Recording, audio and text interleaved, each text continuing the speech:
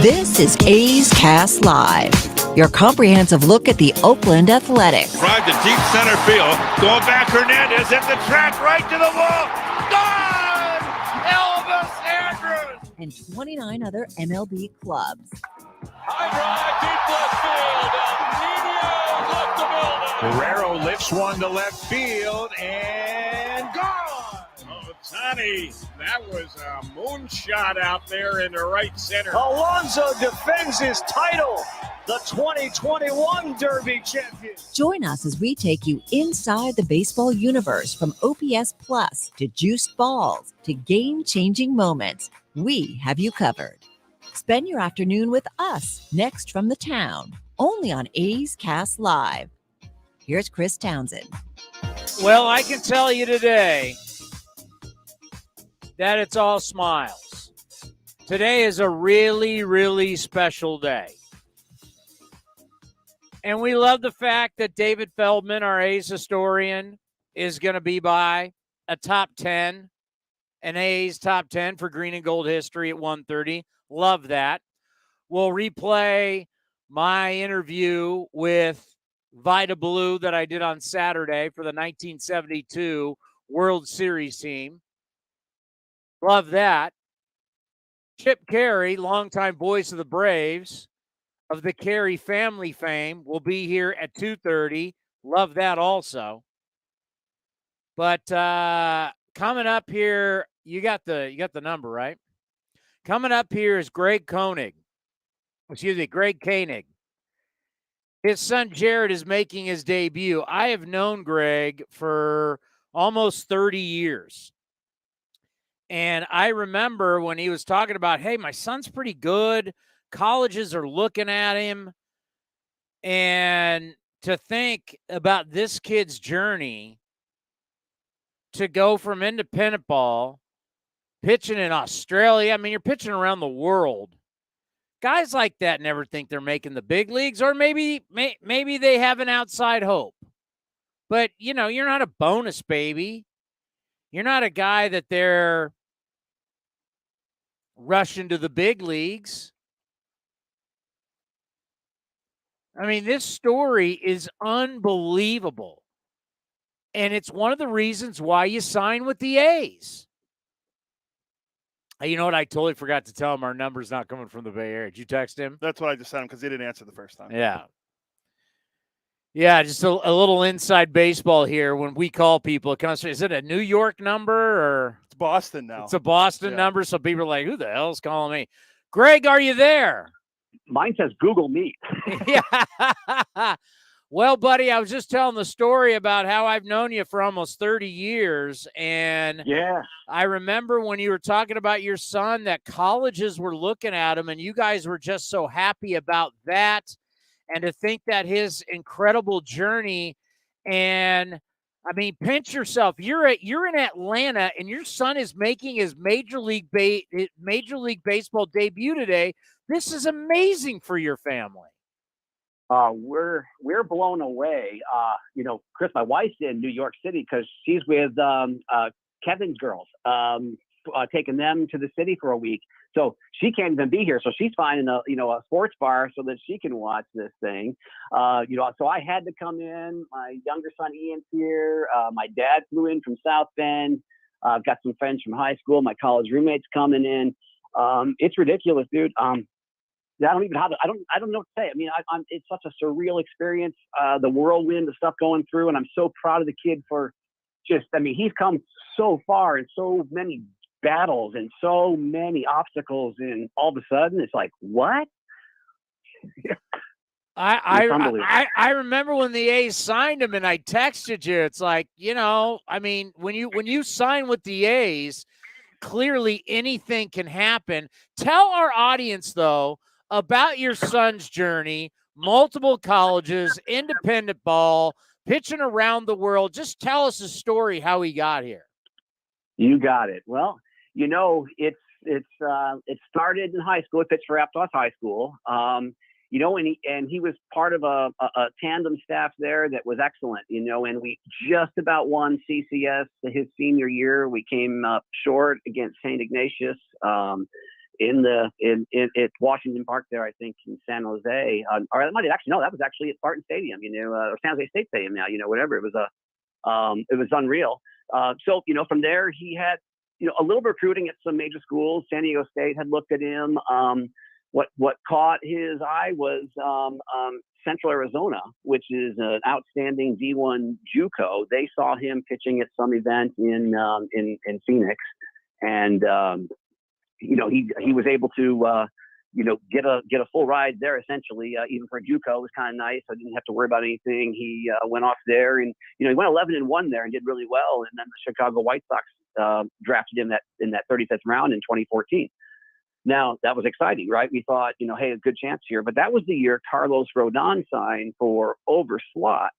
And, under that new collective bargaining agreement, everything that, that signing bonuses, they forced him to, the White Sox didn't have any money to sign him. So he kind of went unsigned and, all right, well, he'll go to school and got a full ride to Old Dominion of all places. Yeah. Now, on top of that, Old Dominion didn't work out for him so well. He struggled there. Didn't show the form that he had shown previously, and so he actually was released from his scholarship, and that was really like one of the first real setbacks that he had suffered. An amazing, just a real heartbreaker. And on the way back from, I flew back to. He drove partway back to California. I flew to St. Louis, and we went to the ballpark there, and then came west and stopped at a few other places. Ended up in Arizona and stopped at I want to say maybe it was Northern Arizona. And the pitching coach there was somebody we had talked to, and I can't remember his name off the top of my head, former major leaguer, but he saw Jared and in a few minutes had corrected some of the stuff that Old Dominion had done to him. Next thing you know, he's throwing a little better. And so we get home and talks to CSUMB at Monterey Bay and quickly jumped right in deck because we had talked about maybe taking a year off and then trying to get back to D1. But he wanted to keep going. And he did pretty well with the Otters, but again, no draft, so he started thinking, okay, well, all right, I'll do independent ball. I got some options there. One of his former teammates at Aptos was playing for the Birmingham Bloomfield Beavers of the USPBL, another one of the smaller independent ball leagues. And actually Logan Trowbridge is his name. Great kid, great family. He helped us get Jared onto that team. Well, they thought he would be a left-handed specialist type of thing, and that really wasn't his gig. Didn't do that great in that role. So he was released from there after about a month. And so he's coming back, and I think I was picking him back up from the Monterey airport, and we were in the car, and he gets a call from the Amberjacks, Monterey Amberjacks in the Pecos League. One of the, I think the CEO of that league had reached out to him. And so he says, yeah, sure, I'll pitch there. And so went to the Amberjacks and had a bunch of fun doing that. Next thing you know, he goes with the San Rafael Pacifics, another independent league, signs him towards the end of that season, and he finishes the year there. And they showed enough where they brought him back the next year, and at the Pacifics, he took their league strikeout title, ERA title, pitcher of the year. And, awesome. He's having some fun. But he's looking at, maybe becoming a police officer or considering something else because, the pay at those levels and the travel is, it's all on them. But the manager of the Pacifics, Matt Kavanaugh, this guy is awesome. He hooked him up with Matt Rosignol, who is the trainer at Rossi's Training in Scotts Valley. And boy, Matt Rosignol, man, what a trainer. He has taken Jared, and he's also taken Ian now, and he's providing services to all kinds of baseball players. But his training was just really ridiculous. It resonated with Jared. And when he got his opportunity to go to Lake Erie, the Lake Erie Crushers, in the Frontier League, he was signed there, did that, and took the strikeout title after a year there and got stronger. And that led to, one more step. He went to Auckland, New Zealand to play for the Auckland Tuatara in the Australian Baseball League. out of the blue opportunity, amazing opportunity for him just to go see the world. I think that is where the real shift changed in so many ways for me to see him, because it got him a chance to get, to grow up, see what it's like to see that the whole world's different. There's a whole bunch of opportunity out there. And he took advantage of it. And let's see, I think it was Dan Petrine, the A's scout, saw him over there, and he actually reached out to me trying to figure out how to get a hold of Jared. And then the rest is history. Dan brought him forward to the regional stuff. The A's signed him at the end of December in 2019.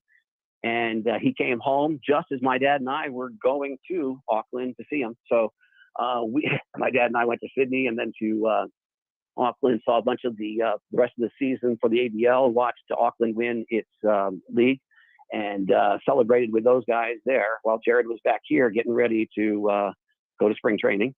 Then he went to spring training and COVID hit. He had 6 days at camp and had another year of patience to go. And fortuitously, he went to the instructional league in October with the A's that year.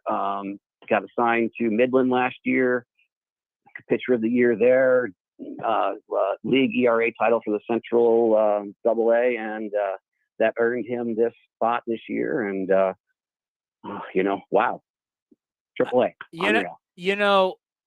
You watch the movie Moneyball, and at one point Brad Pitt says, and I'm just thinking about your son's story, and Brad Pitt says, as he's Billy Bean, sounds like an Oakland A already. You think about all that he went through. You think about all the different things, the setbacks, I don't know if I'm going to do this anymore. This is the perfect organization for someone like your son, because they don't care when you were drafted. They don't care if you were drafted. They don't care about your signing bonus. If you show up inside the A's organization and you produce, you will move up. And at some point, if you keep doing, if you keep succeeding, at some point, you'll get a chance at the big league level. And your son is living proof of that. Proof of it. It's true. You've seen it. You're watching it. I'm just trying to go wow. Yeah. Wow. Well, yeah, I can't process it, Chris, man. You've seen this all. You've watched this thing. You've watched that kid go from little kid to big kid, and it's crazy. I haven't seen him since he was a real little kid, but I'll say this: be aware tonight. There's going to be cameras on you all night long, buddy. I have my A's gear. I have my hat. I even pulled out my Little League stuff from one of my A's teams I coached back in the day, and it's pretty cool, man. I'll tell you what. I'll represent that gear, and you know what? Win, lose, or draw. You know what? The kid he's got his opportunity. He'll make some adjustments. He'll make some mistakes, but you know what? That's what we're all about. Next pitch. Well, no one will ever be able to take it away from him. He's a big leaguer. Once you make it, you're a big leaguer forever. And I know this, he wouldn't be there without you. And you should be very, very proud, because obviously you've been very instrumental in his career, in his life. And you don't go through everything he's gone through and still make it unless you have that support group. So I know it's going to be all about him, and it's all about his debut tonight. But at some point, I want you just to sit back in that stadium tonight, and I want you to just have that sense of pride inside, because you're a big part of everything that's going to happen this evening. Yeah, thank you. You know what? I will. There's no doubt. No doubt. All right. I just wanted to have you for a brief time, because I know you got all the family and everything going. But, I'll be in touch. I'll be thinking about you tonight, and good luck. All right. Love you, Chris, man. Thanks so much. And go A's, baby. Go A's. Take care, buddy. Enjoy every moment. All right. See you soon. That's the father of Jared Koenig, who's going tonight. I might have tears, for God's sakes, Commander. Are you kidding me? Did you hear all that? What this kid has gone through to get to the big league level, when guys like you just focus on who's the top prospects, who's the number one pick, how much money did he get, how fast can he rush through the system, what's his name, the guy that starts with a C, who's always on MLB Network ranking the prospects. Jim Callis. Jim Callis hasn't ranked this guy, because that's all you care about. How about a story like this? This one is not as similar. I mean, this story is more remarkable than something that happened 10 years ago. But Dan Straley had a good story too. It just worked it, not like this, but I'm just saying, like, I'm trying to compare it to something that I have noticed in the A system, but nothing is like this. I mean, the travels that this kid has been through to make his way to the majors, it's truly remarkable, and I'm rooting for him. Dan the K-Man Straley, friend of the program. Last time we talked to Dan the K-Man. He's stateside now. He was at, he was in the KBO. Yeah, he was just running up the Ks in the KBO. He led the league in strikeouts when he was there. I only talked to him when he's in Korea. Yeah. What's he doing back here now? I believe he's with the Reno Aces, the Diamondbacks AAA team. Oh, good for him. Yeah, so he's back in the – remember, he had a lot of people looking at him to come back after that big year in the KBO in 2020, but I believe he stayed another year, bet on himself to see what he could do, and now he's back pitching for the Diamondbacks in Reno. Tonight's special, and tonight's what I want to see. By the way, I'm going to start something new tonight in the postgame show. 833-625-2278, the A's Clubhouse Show. All right, I'm going to do it tonight. Don't give me chalk. I get it. Where the team is, all I got to do is look at the standings. It's not great. I understand it. And at some point, give me something new. The caller's got to give me something new. I can't do the same show night after night after night. At some point, you have to pivot. This is game, what is this? Game what? 58? Game 57, I believe. No, it's just 58. It's game 58. Yes. It's game 58. You are what you are at this point. If you're going to make any type of dramatic turnaround, you have to make dramatic change, a la Philadelphia firing Joe Girardi, a la the Angels, as we had yesterday. Breaking news here on A's Cast Live, Joe Madden being fired. How'd that work out for them last night?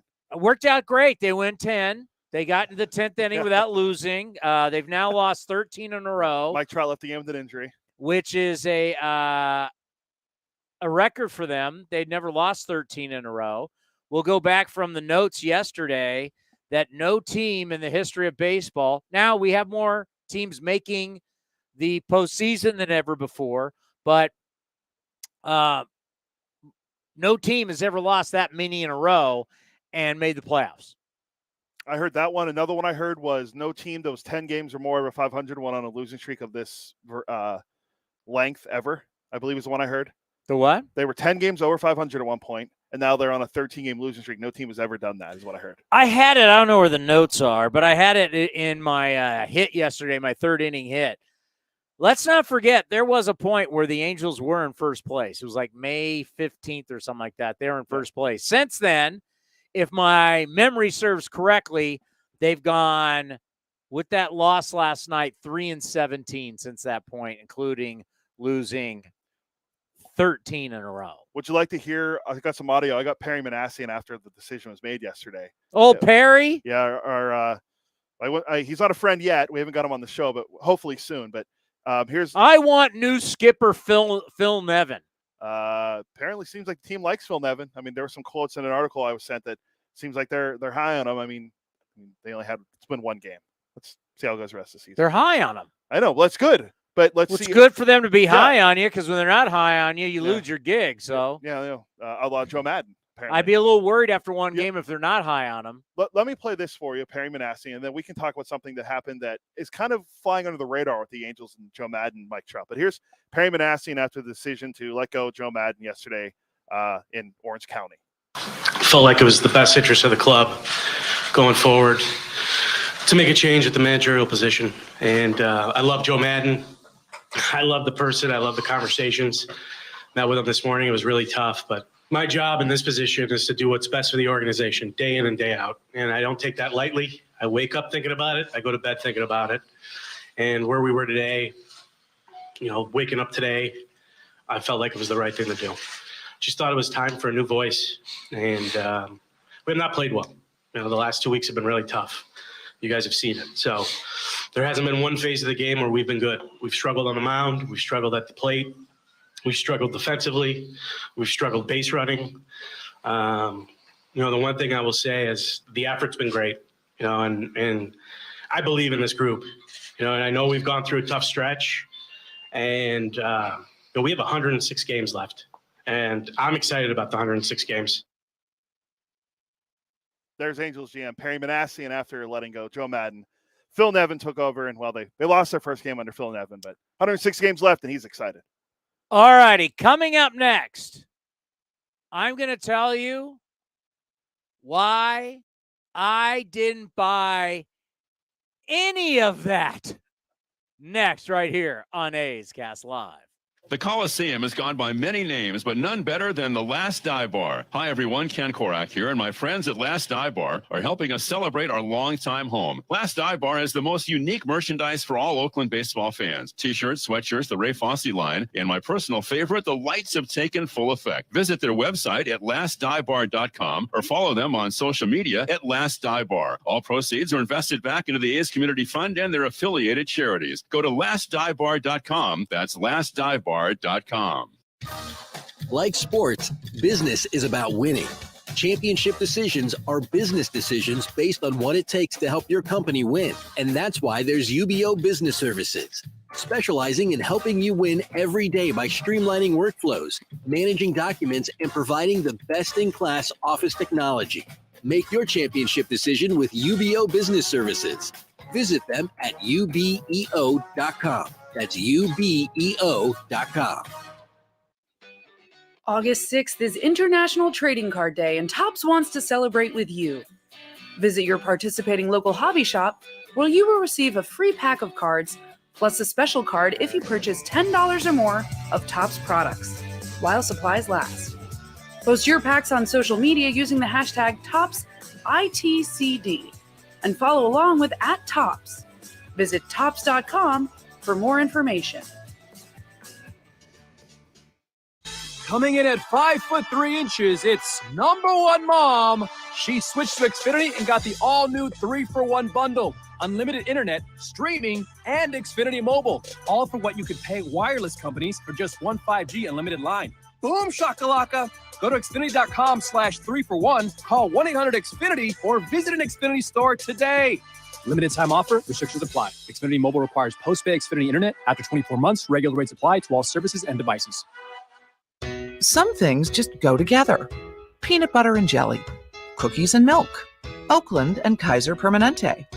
If that last one caught you off guard, it shouldn't, because Kaiser Permanente has been helping keep Oakland healthy since our very beginning. And as the official healthcare partner of the Oakland A's, that won't be changing anytime soon. Whatever you may need, you can trust Kaiser Permanente to help keep you feeling your best. Kaiser Permanente. Thrive. Visit kp.org today. Hey A's fans, we've got a great deal for you. Get 4 tickets and parking for all Friday night games starting at just $39. Pick from great matchups, post-game fireworks and drone shows, giveaways, and more. Outside corner, ring him up. And Eaton can't believe it. Grab the crew and head to the Coliseum with friends and family any Friday night this season. 4 tickets and parking starting at just $39 for the whole group. Tickets are available at athletics.com. That's athletics.com. Innovation that's at the heart of Cal State East Bay, like at our Green Biome Institute, where faculty and students map genes from California's endangered plants, or how we open doors for local entrepreneurs at our Small Business Development Center. From educators to nurses to STEM professionals, Cal State East Bay has real impact throughout the region's neighborhoods, boardrooms, and entire economy. Be part of the innovation. Connect with Cal State East Bay at csueastbay.edu/impact. Hitting the road with the family. On your way to nonstop adventures. No worries ahead, because you know you can stop at a Chevron station along the way. Get fuel for your car, fuel for your crew. That's Chevron with Techron for unbeatable mileage and snacks for all. Coffee for mom, chips for the kids, cold drinks for dad. You know, for the road ahead. Toss in some laughs, out-of-tune singing, and a zillion "Are we there yet?" And you just made lifelong family memories. Chevron, together ahead. This is Chris Townsend for the Chicken Pie Shop of Walnut Creek. Great news! Our indoor dining is back, along with our beautiful patio dining. Come taste our world-famous chicken pie that has been served in Southern California for 83 years. The Chicken Pie Shop of Walnut Creek has one of the most dynamic menus, plus a full bar. Pot pies, gourmet burgers, sandwiches, salads, flatbreads, and more. Don't forget, we still do takeout and delivery. For all the information, go to chickenpieshopwc.com. That's chickenpieshopwc.com.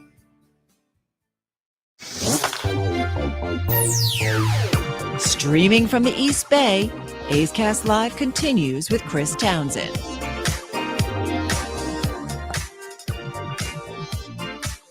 We got so many headphones in here. I'm putting on the wrong headphones.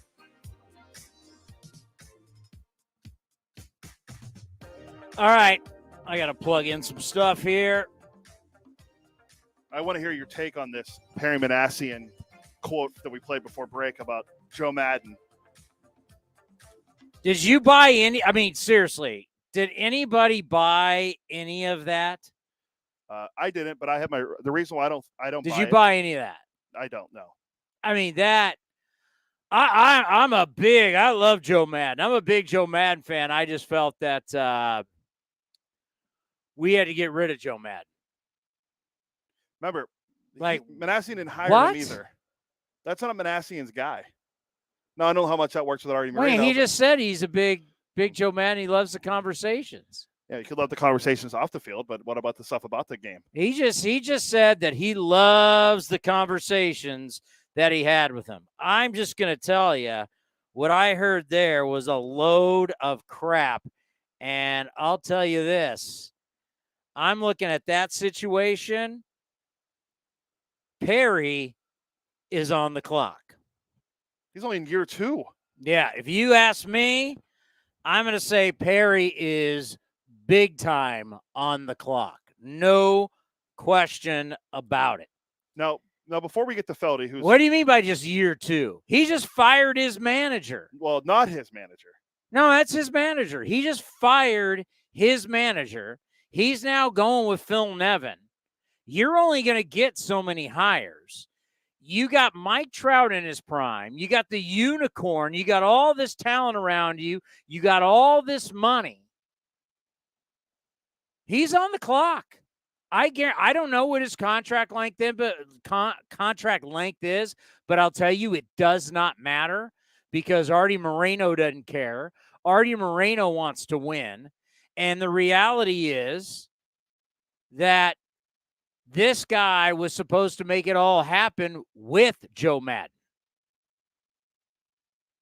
Well, clearly it didn't work out. And one thing I thought of, too, and not a lot of people are making a big run with this, and I read about it in Buster Olney's newest article about the Angels, and it made me remember in the offseason they talked about Mike Trout switching to play a corner infield or corner outfield spot, and Madden made this decision and told the media before he told Mike Trout about it. And then Trout was all, caught off guard. He heard about it on social media. Like, that's not a good thing to do. And then you're trying to get the franchise player to change positions without letting him know about it. Bigger than that. I mean, that's just a cog in the situation, in my opinion. But that you were brought in as a GM to make this thing work with Joe Madden.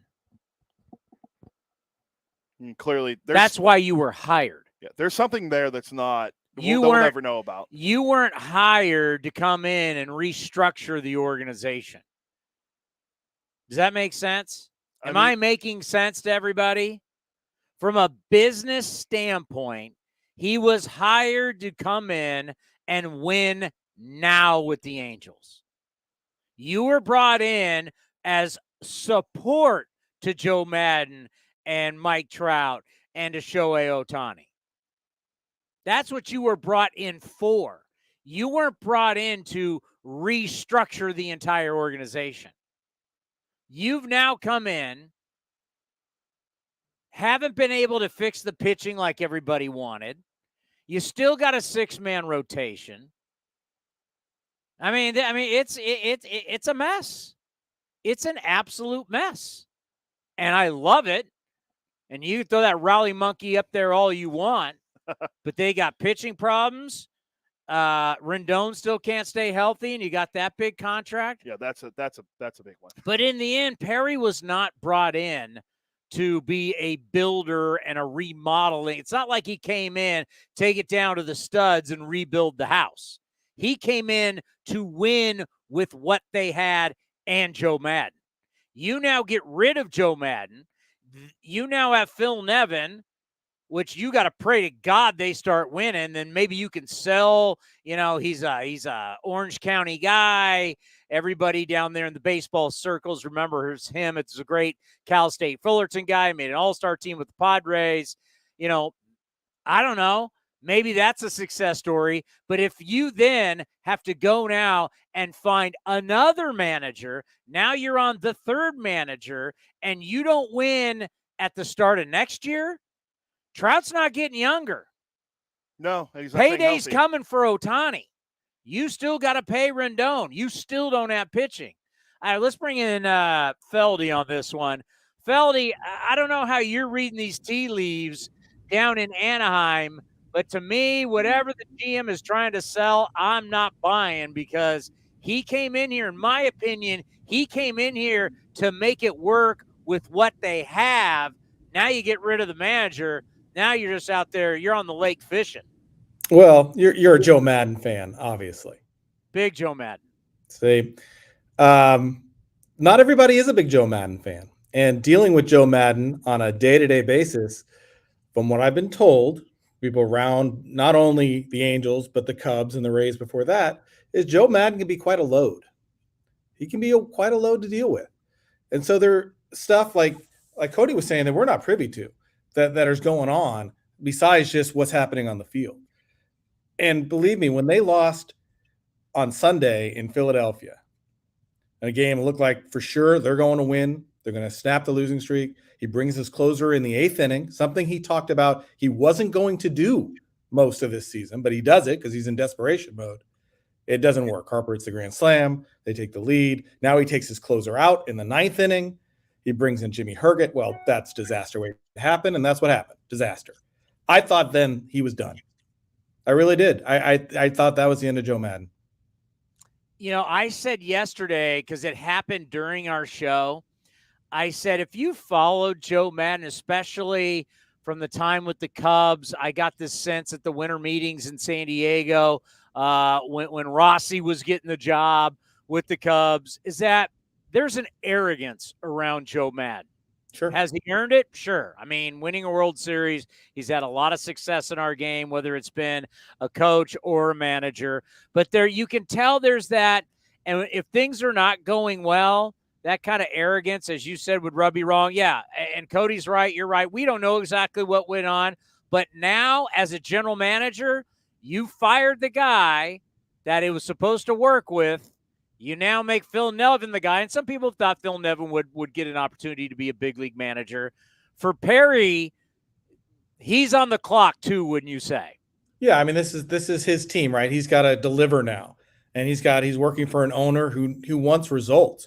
An owner who wants big things, who's willing to spend a lot of money and has had no results. So I think working for Artie Moreno, yeah, Perry needs to step up. It's interesting you mentioned Phil Nevin, right, in Cal State Fullerton. How about in the major leagues right now, 3 managers who went to Cal State Fullerton? The Titans, strong at the major league level with Kotze, Nevin, and Gabe Kapler. Do you think I'm shocked as someone who played in the Big West with Cal State Fullerton? See, you know the strength of the Big West. Yeah, I know all about playing at Kevin Costner Field and getting your ass kicked day in and day out. I know what that long bus ride's like down to Orange County, and I know what it's like back. It is no fun, my friend, taking on. I mean, they've been a powerhouse for many years when you're like Cal State Fullerton, and no, they're not paying guys. It's just been a mecca to where, hey, you want to go to UCLA, you want to go to SC, you want to go to anywhere at whatever. But if you want to be let's not say it's a student athlete, but you want to be an athlete and play baseball, I would say Cal State Fullerton, and you tell me, of course, covering college baseball as long as you cover all college sports and obviously with Major League Baseball in all the different jobs that you have. If there's the closest thing to professional baseball in college, it probably is Cal State Fullerton. Well, they run a very good program, and they've won 2 national championships in the last 20 years, or 25 years. It's pretty impressive. Right. They've actually had more success, more regional appearances, more super regional appearances than USC. And USC is the standard bearer for college baseball, right? 12 national championships. USC's been to the NCAA tournament, I believe it's once in the last 19 years. So Fullerton knows what they're doing as far as running a baseball program.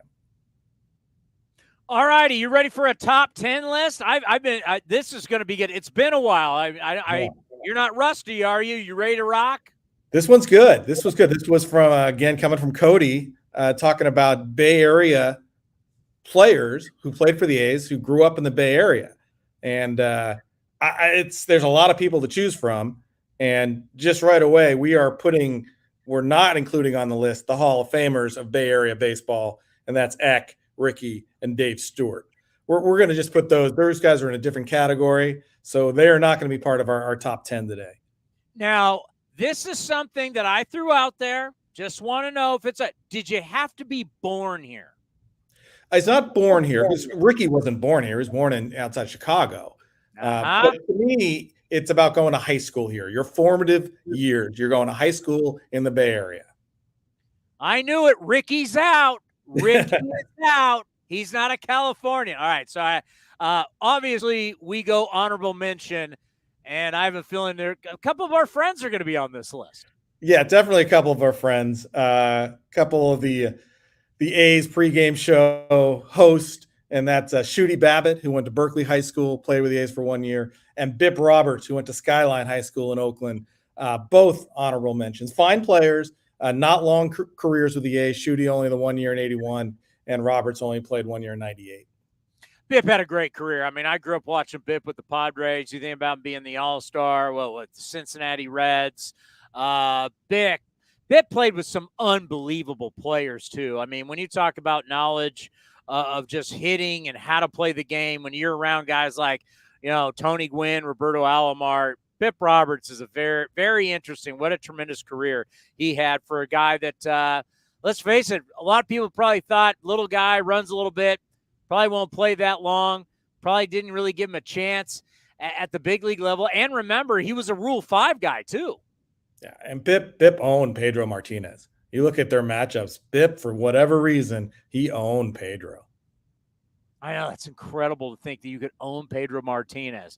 I mean, an electric young Pedro Martinez. Like, kids, look it up. This is young Pedro throwing 97, 98 miles an hour with movement. Yeah, this is the real thing. Just a couple other guys on the honorable mention. Joe Morgan, who played 84 at the A's. He went to Castlemont High School in Oakland. Chris Singleton, ESPN radio broadcaster now, went to Pinole Valley High School. Another Pinole Valley High School, Dale Swain, who spent some time with the A's later on and managed the Cubs and not be a good manager. Berkeley High School shows up on this list. As we talked about Shooty. Glenn Burke, whose name's going to be coming up here in a couple of weeks. He went to Berkeley High School. You got the hat, baby. We got the hat. Nice. It's a good-looking hat. I mean, I got to tell you, Feldy, you've been around this a long time also. The giveaway hats are being made far better than they used to. Yeah, there seems to be, it's not just the trucker hat when they slapped a logo on it, right? They've put some time and some effort to make the whole thing look pretty good. You mean the hats that we got when we were kids, went to the ballpark, you'd wear them that's the ones I'm talking about. And they'd fall apart? Oh, horrible. Horrible. All right, number 10. Oh, by the way, Joe Morgan, I think Ken Korak and I, when we were during COVID and we were going over the 72 World Series, I think Ken and I may have done his last interview because he passed not too long after that. And he talked about playing for he didn't want to play for the A's, but they talked him into it because it was the hometown thing. And he's so grateful that he did do it because it meant a lot to him. But he was he really just wanted to retire. Yeah, he had a really good 1983 with the Phillies, helped the Phillies get into the World Series, an aging Phillies team. And they thought, okay, that's it. And the A's come calling, and the A's really wanted him to play. They thought he'd be a great mentor for Ricky and some of the young players that they had. And, he set the second base home run record as a member of the A's. So it was a fun year. I remember his last game, first at bat, he gets a base hit, and they take him out of the game. He gets the standing ovation as he walks off the field. Pretty special moment. No doubt. Number 10. Number 10 is a current athletic from Amador Valley High School in Pleasanton. Also went to Stanford, so definitely Bay Area-wise, and that's Stephen Piscotti. And you look back at Piscotti, and we're hearing a lot about Aaron Judge and the contract and not signing a contract and betting on himself, and that seems to be paying off for him. Stephen Piscotti kind of did the opposite with St. Louis. after his big year in 2016 when he hit 22 bombs and 35 doubles, he signed a 6-year contract with the Cardinals for $33.5 million. So that bought out his arbitration years and his first year as a free agent. So this worked out very well for Steven because of the injuries, right? His first year with the A's in 2018, he was fantastic. He played 151 games, 27 homers, 41 doubles. This all while the situation with his mom's going on and his mom passes away. He has a fantastic year. But then since then, it's been nothing but injuries, right? Right knee, wrist, he's got the calf. So for Stephen Piscotti to sign that contract early, very wise move. Yeah, no doubt about it. And I don't know how many trades have been made in Major League Baseball that were truly about the player and his family. I don't know how many. There's been a bazillion trades. That may be one trade we look back and go, that's where front offices were doing what was best for a human being. 100%. Looking out for their guy. No doubt. Number 9. Number 9, we're going to go down to a San Jose State alum. Whoa. Who also went to Archbishop Mitty. That's Chris Cotteroli. Love it. Chris Cotteroli, interesting story. He was drafted by the Tigers out of San Jose State in 78, but really didn't make any inroads with the Tigers, was released. He signs with the A's, ends up making his Major League debut in September of 82. His listed height and weight, 6'1", 160 pounds. That's thin. String bean. But, you know, he becomes a valuable part of the A's rotation. In 83, he makes 31 starts.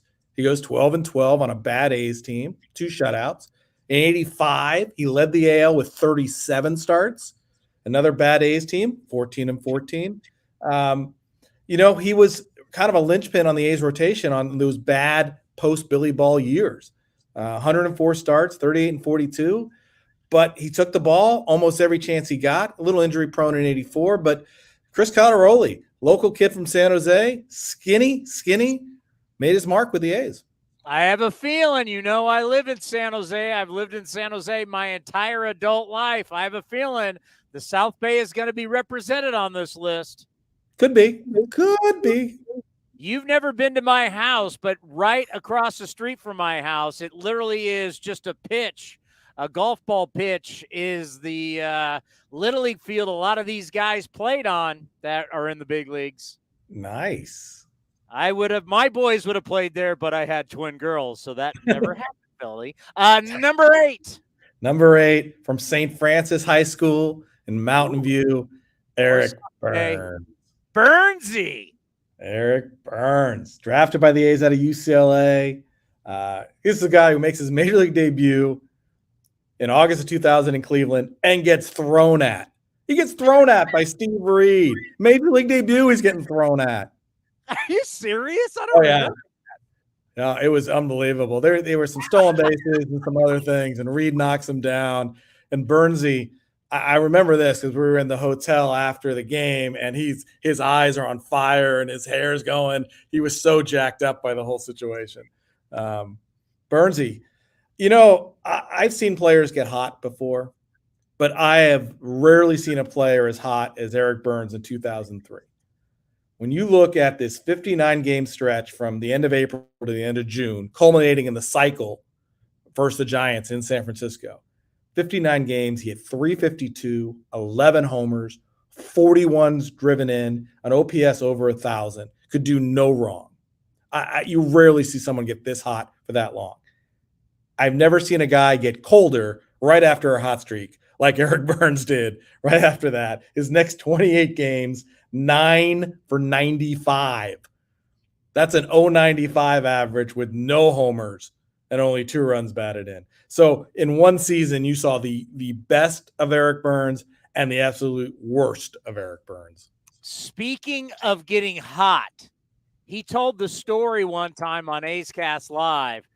He had some horrific game against the Chicago White Sox and walked home, or I should say walked back to the hotel in the south side of Chicago at night Are you insane? Like, if anybody knows what's going on right now to this day in the south side of Chicago, unfortunately, all the deaths and murders that are going on, this dude's rolling through the middle of the night, a Major League Baseball player. He was telling that story. I went, and you made it back okay? Unbelievable. Yeah, he's a different cat. He really is. And he did some broadcasting with us at Pac-12 Network, and it was so much fun. He really was very much the Bill Walton of college baseball because you never knew what he was going to say. He was always honest, and he was always up for anything.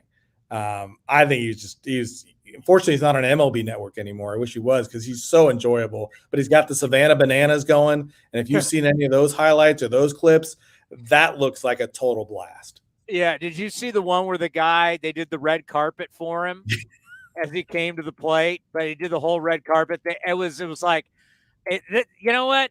I'd pay to watch that. If you had cheap beer, cheap food, I mean, it's 3 hours of good entertainment. I'll tell you what, it's a hell of a lot better than a lot I've been watching the last couple of years. Yeah. And you watch the crowd in those clips, the crowds place is packed. They're having a great time. You never know when they're all of a sudden the team's just going to start dancing in the middle of a pitch. They're going to start dancing. It's a brilliant idea. It looks like just a blast. Number 7 from Ignacio Valley High School in Concord, my high school's rival. Also went to Cal, Lance Blankenship. Ooh, friend of the program. Lance, when he made it up to the A's at the end of the 80s, right? He's just this young kid, but he was so good at Cal. I mean, he set all the records at Cal. The time he was done playing, he had the record for games and runs and RBIs and homers and steals and walks. Unbelievable college career, makes it to the big leagues. He plays in the World Series in 89, gets a hit in the 89 World Series, also played in the 90 World Series. And then come 1992, he's a key part of the AL West Division champs because of injuries with Walt Weiss. He's playing a lot of second base, but he also played first, left, center, right, stole 21 bases, had an on-base percentage of .390, and fielded everything. He was like a vacuum cleaner at second base. He was so good in 92, and the A's don't win the West without his contribution. 93 is when the injuries happened, hamstrings, shoulders, only hits 190, eventually has the shoulder surgery, and that's it. He never played Major League Ball after 93, a very short Major League career, but from what he did in 92, he made his mark with A's baseball. I want the fans to know, they may think Pac-12 Network, Ted Robinson, they may think Roxy Bernstein, my old broadcast partner, Lincoln Kennedy. I think of Feldy when I think of Pac-12 Network. How long have you been working for them? I've been in this beginning. We just finished our 10th season of the Pac-12 Network. Wow. It's a long time, my friend. Yeah. Hopefully it keeps continuing. Yeah. But you've worked, you've worked for, it was like Sports Channel, Fox Sports, Comcast Sportsnet, NBC, now California Bay Area. You've worked for them all, right? Yeah. Been lucky enough to have been given the opportunity to work for everybody, and hopefully they keep asking. Good for you, collecting paychecks. What are we at, number 6? Number 6, and this is one of my favorite stories that doesn't get told enough. Actually, I told this story to Bip Roberts yesterday, and he didn't even know it. And that's the story of Claudelle Washington from Berkeley High School. Went to Berkeley High School. Wow. So Claudelle, he didn't play baseball in high school. He was more interested in basketball and track. Graduates in 1972. And J.J. Gwynn, a very famous name, he's the one who scouted Ricky, scouted Shooty, most of the Bay Area kids. He was also a policeman, but he talked Claudelle into joining a Connie Mack League team because he heard that Claudelle was a great athlete. And, you look at Claudelle's body, the broad shoulders, tapered waist. I mean, he looked like an athlete. Yeah. So he plays a few weeks with Connie Mack, looks great. J.J. Gwynn tells the A's, you need to sign him. He was undrafted out of high school because obviously he didn't play baseball in high school. So they signed him as a free agent, 17 years old, just graduated high school. 2 years later, at 19, he's making his major league debut for the world champion Oakland A's against Gaylord Perry in a packed house at the Coliseum, hits a triple for his first major league hit, and then hits a walk-off single off Gaylord Perry to win the game. And Gaylord Perry at the time was going for an AL record 16th win in a row. That snapped that streak. Claudelle, 2 years out of high school, never played in high school, playing in the major leagues. So he has that night. He's also starting World Series games in 1974. He turned 20 at that point, but he's starting World Series games. Had a great World Series, right? Goes 4 for 9 in the World Series. Unbelievable. It's, to me, one of the remarkable stories of a scout noticing that this guy could do this, giving him the chance, and then Claudelle running with it and being just so gifted. Unreal. Yeah, and those stories, we're really not going to see those anymore. You can even go back to, Andrew Jones being a kid, hitting bombs at a Yankee Stadium in the World Series. But now we're trying to hold guys back, and we're trying to manipulate their time. It's really sad. When was Claudelle's last year? So Claudelle played all the way until 1990, and in his career with the Yankees. Had a great run. I was born in 72, so it's like I remember him as a much older player. Yeah, as a Brave. I mean, we saw him on TBS all the time. Yeah. Just such a good hitter. You think about how good he was with the A's. They basically moved Joe Rudy to first base in 1975 so Claudelle could play left field. So Rudy ends up playing first. Tennis catches our friend Ray, and unfortunately gets moved to the bench in that situation. But Claudelle makes the All-Star team. He hits 308. 75. He's 20 years old, turning 21. It's just an incredible story. That Claudelle Washington, it was sad that he passed away a year or two back, but incredible career for a guy who didn't play high school baseball. 308, you'd be one of the best players in baseball right now. Number 5. Number 5 is a recent future athletic from Bellarmine Prep in San Jose. He also went to Cal, and that's Mark Canna. Or is he going by Canna now? I've heard this, that he wants to be Mark Canna. Yeah, well, I mean, put it this way. I live in this. He was one of the guys I've got. His parents live down the street from me. We belong to the same swim and racket club. Everybody still calls him Mr. Canna. So Okay. that's what they call Mark's father. So I'm going to go by what his father goes by. Yes, Mark Canna. We're not having an Anthony Dorsett situation here. It's Mark Canna. For those who Tony Dorsett became Anthony Dorsett way back. Anyway, Mark Canna, Rule 5. At a pit. At a pit. So Canna was a Rule 5 pick by the Rockies before the 2015 season. And the A's made a trade with the Rockies to get Mark Canna. And as a rookie, it's 16 homers and 22 doubles. So, he has to stay on the roster the whole year. The A's really weren't sure what they had with him. And then he missed almost all of 2016, hip surgery. 2017, he's splitting time between the A's and at that time Nashville.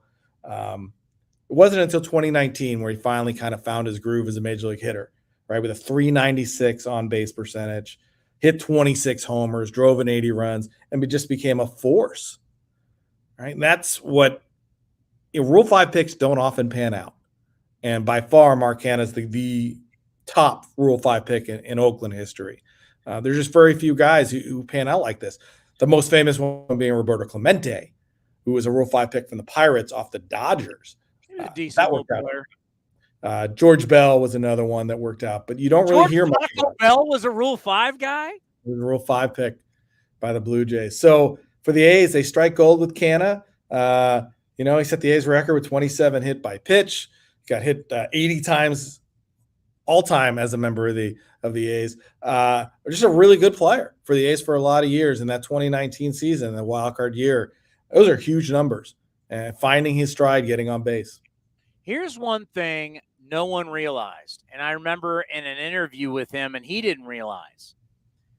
When you looked at longest tenured players at one point for the A's, you saw Marcus Simeon and Mark Canna.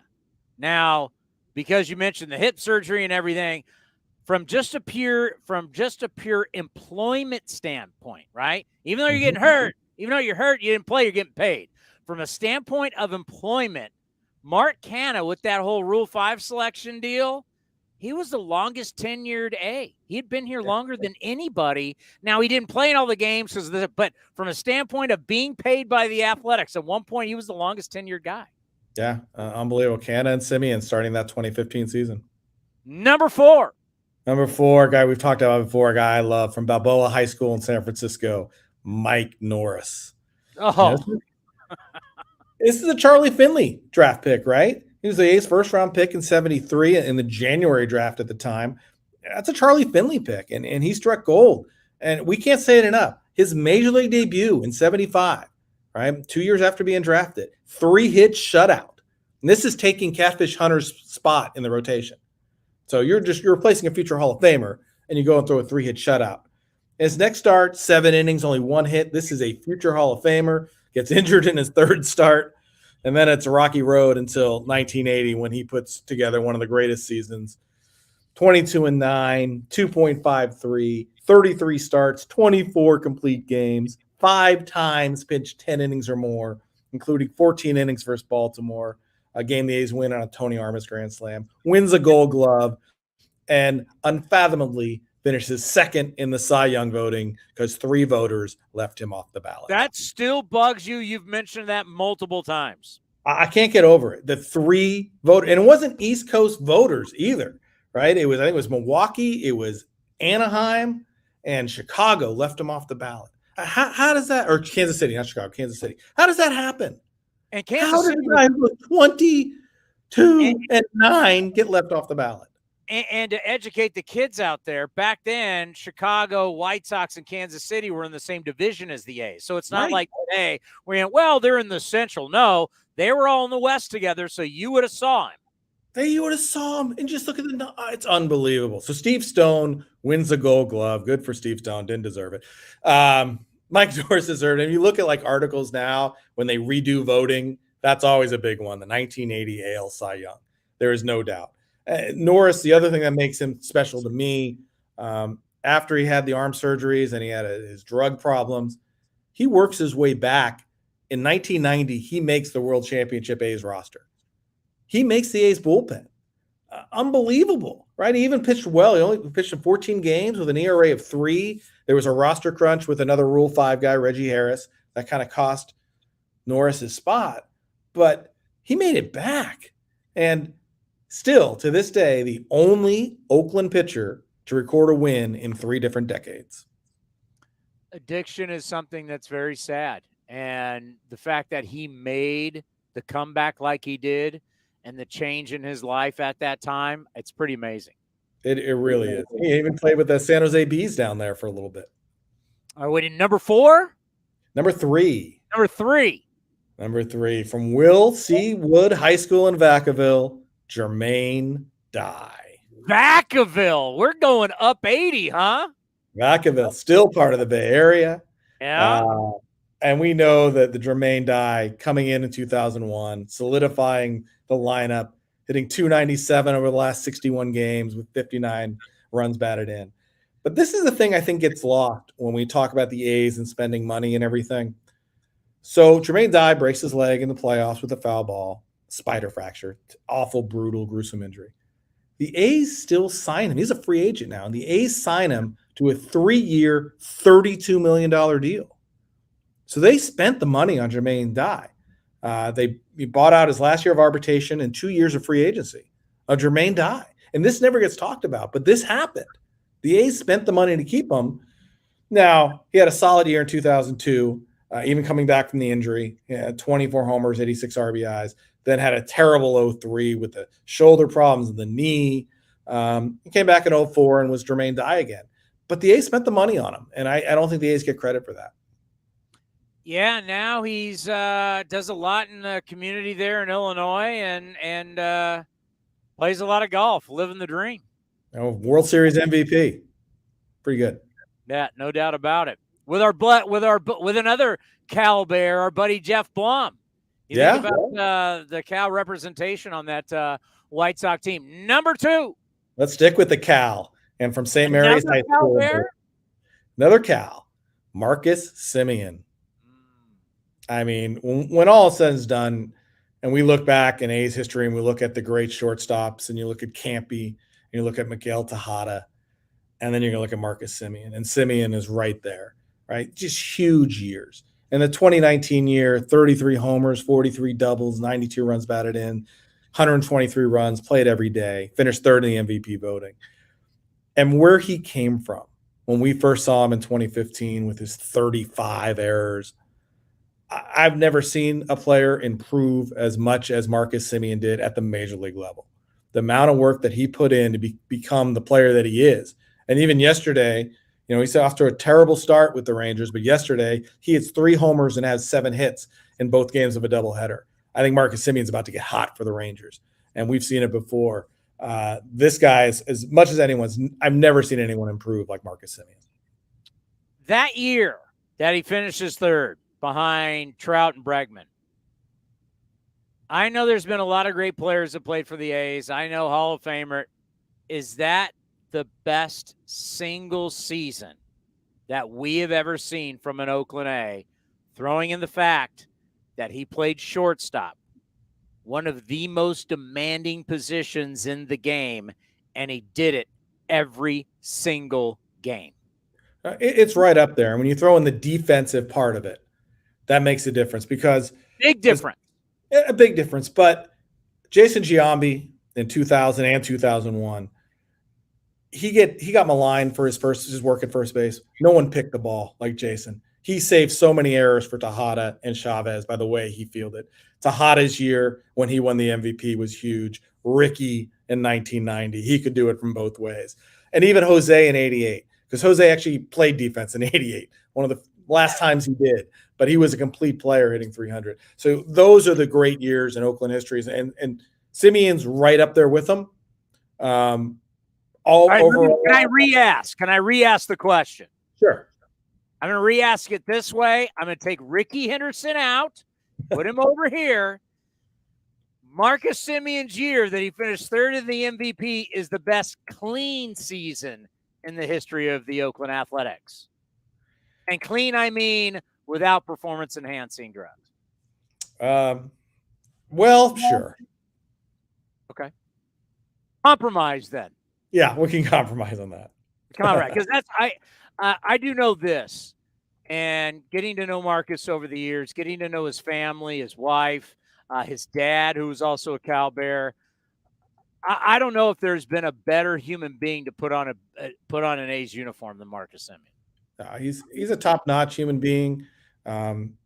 Everything that he did with the club and the amount of work and the way he went about his business, he reminds me a lot in a way of Klay Thompson, where he goes to work every day. He puts the time in. He doesn't look to be a superstar. He doesn't look for the accolades. He just does his job, and he does it to the best of his ability, and he's one of the best in the world at it. I bet he plays for the A's again. Well, quite possibly. A lot of times, the former greats tend to come back. Oh, and they come back multiple times. All righty, since the great Dave Stewart, Smoke is out, the great Ricky Henderson and Dennis Eckersley, because they're not only A's Hall of Famers, they have plaques in Cooperstown. They're out. Number 1 Bay Area kid to play for the Oakland A's, who's not in the A's Hall of Fame or the Baseball Hall of Fame. And we're going to go back to the South Bay. We're going to go to Wilcox High School in Santa Clara. We're going to go to Kearney Lansford. And you talk about a Bay Area kid. He led the Santa Clara Little League team to the finals of the Little League World Series before losing to Taiwan. So his roots are here in the Bay Area, and he made a mark in the Bay Area as just a little guy. And then Kearney, he's a 3rd-round pick by the Angels, goes to the Red Sox, wins a batting title, gets traded to the A's in the Tony Armas deal, and then he is your A's third baseman for 10 solid seasons, except for the injury year with the snowmobile accident in 91. But you got to give your props to Kearney for the numbers that he put up, in Oakland history: 8th in games, 3rd in hits, 9th in runs, 5th in steals, finished 2nd in the AL batting title in 89 when he hit 336, which is the 2nd highest single season average in Oakland history, next to Giambi's 342. In the 89 postseason, the year the A's won it all, he hit safely in all 7 games, hit 444. If Ricky had not gone off the charts in that postseason, we'd all be talking about Kearney in the year that he put up. against the Blue Jays and the Giants. But for that long and kind of doing it in your hometown, Carney Lansford, he's number one. The guy could just flat out hit. I mean, and prototypical at that time, a second place hitter can hit the ball. I mean, he's going to drive it the other way, but if he cheated, he could rip it down the left field line. And having for years as Carney's kid played at San Jose State, I've had a lot of conversations with Carney. I mean, this is a guy that grew up at a time where he was watching, when they first started doing something in 71 and Vida became the rock star. Then it's champs in 72, 73, 74. As a kid, he lived that. Yeah. Yeah. For most of these guys, I always think, how special would it be to grow up in an area and then play for the hometown team? I mean, that's got to be just something amazing to think that you rooted for these guys and now I'm putting on that jersey and I'm representing that team. What a special, special thing. I think, we didn't talk about managers, but two managers who could be on this team. One is Billy Martin, right? Again, from Berkeley High School. And the other is Bob Melvin from Menlo. And Bob Melvin was an A's fan, right? Sal Bando was his guy. And then he gets to manage his team for as long as he did, again, managing the hometown team. It's just, I can't imagine how special that would be. Yeah, because it's like I have people come up to me all the time and be like, "Oh, hey, Tony, you remember?" I'm like, "I was born in 72." So I hosted on Saturday between the players who came back from the team and the season ticket holders, and it was cool. Like the people that remember. I mean, I was born in 72, so I don't remember it. I don't even remember the Big Red Machine, for God's sakes. I was too young. I mean, I don't know. Could you even at your, I don't know how old you are, but do you recall any of that? I do. I was young, but I remember them winning in 72. I went to postseason games in 74. I saw Ray hit a 3-run homer in the ALCS. My dad went to all the games. So, I mean, I grew up with, that was my first team, right? Those, when my dad took me to games, he'd point out Sal Bando and Campy and Reggie. I remember going to a game when I was 6 years old and asking my dad, will Reggie hit a home run today? My dad's, you never know. It's hard to hit a home run. Reggie not only hits one home run, he hits 2 home runs. And the thing that sticks with me to this day is his third at bat. He hits a routine ground ball to third base and beats it out for an infield single. That was Reggie, and that was a Hall of Famer. And the home runs, I can still kind of see. I see him beating out that infield hit.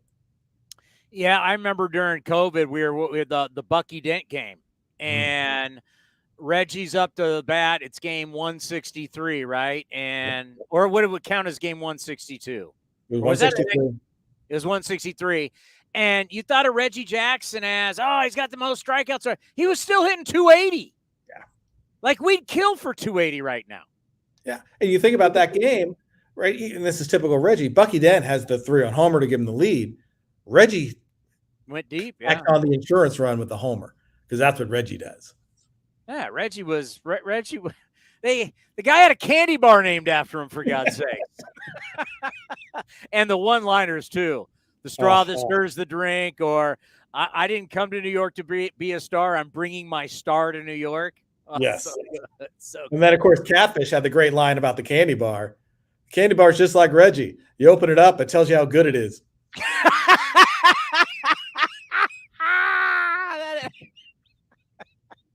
All right, run it down. Top 10.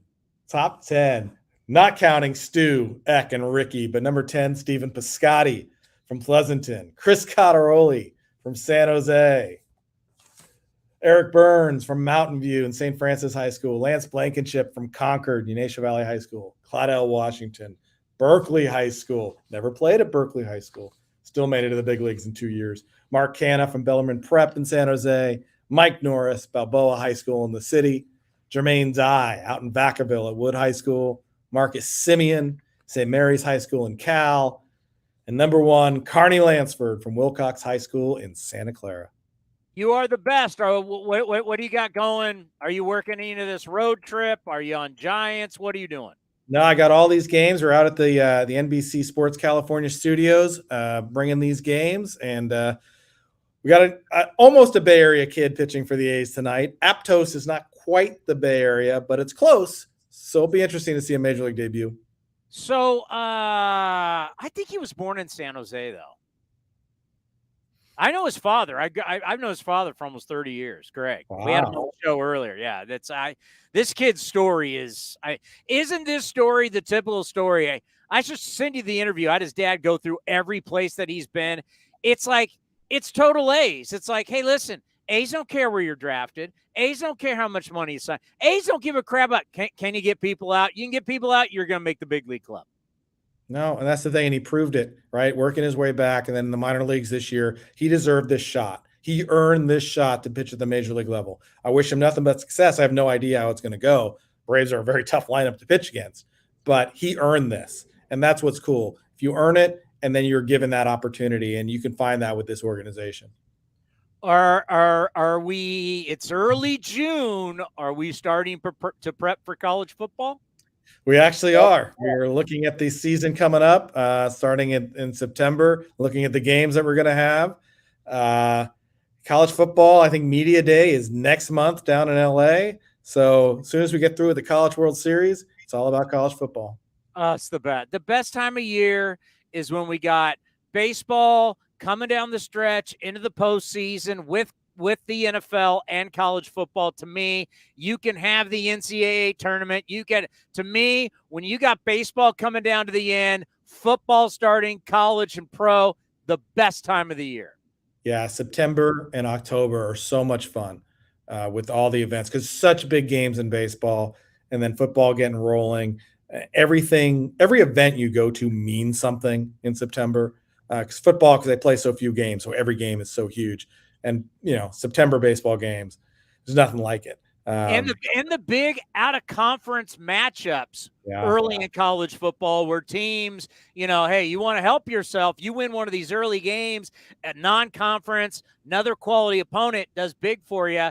And they always, it can be down at the Cowboy Stadium. I love those. Yeah, and think about this year, the Cal Bears going to South Bend and playing at Notre Dame.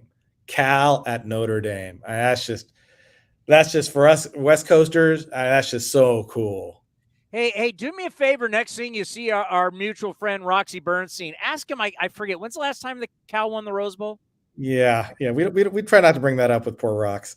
Just bring that up for me because he knows. See, he can't bag on San Jose State because his childhood buddy's our head coach, and he knows we're climbing a mountain.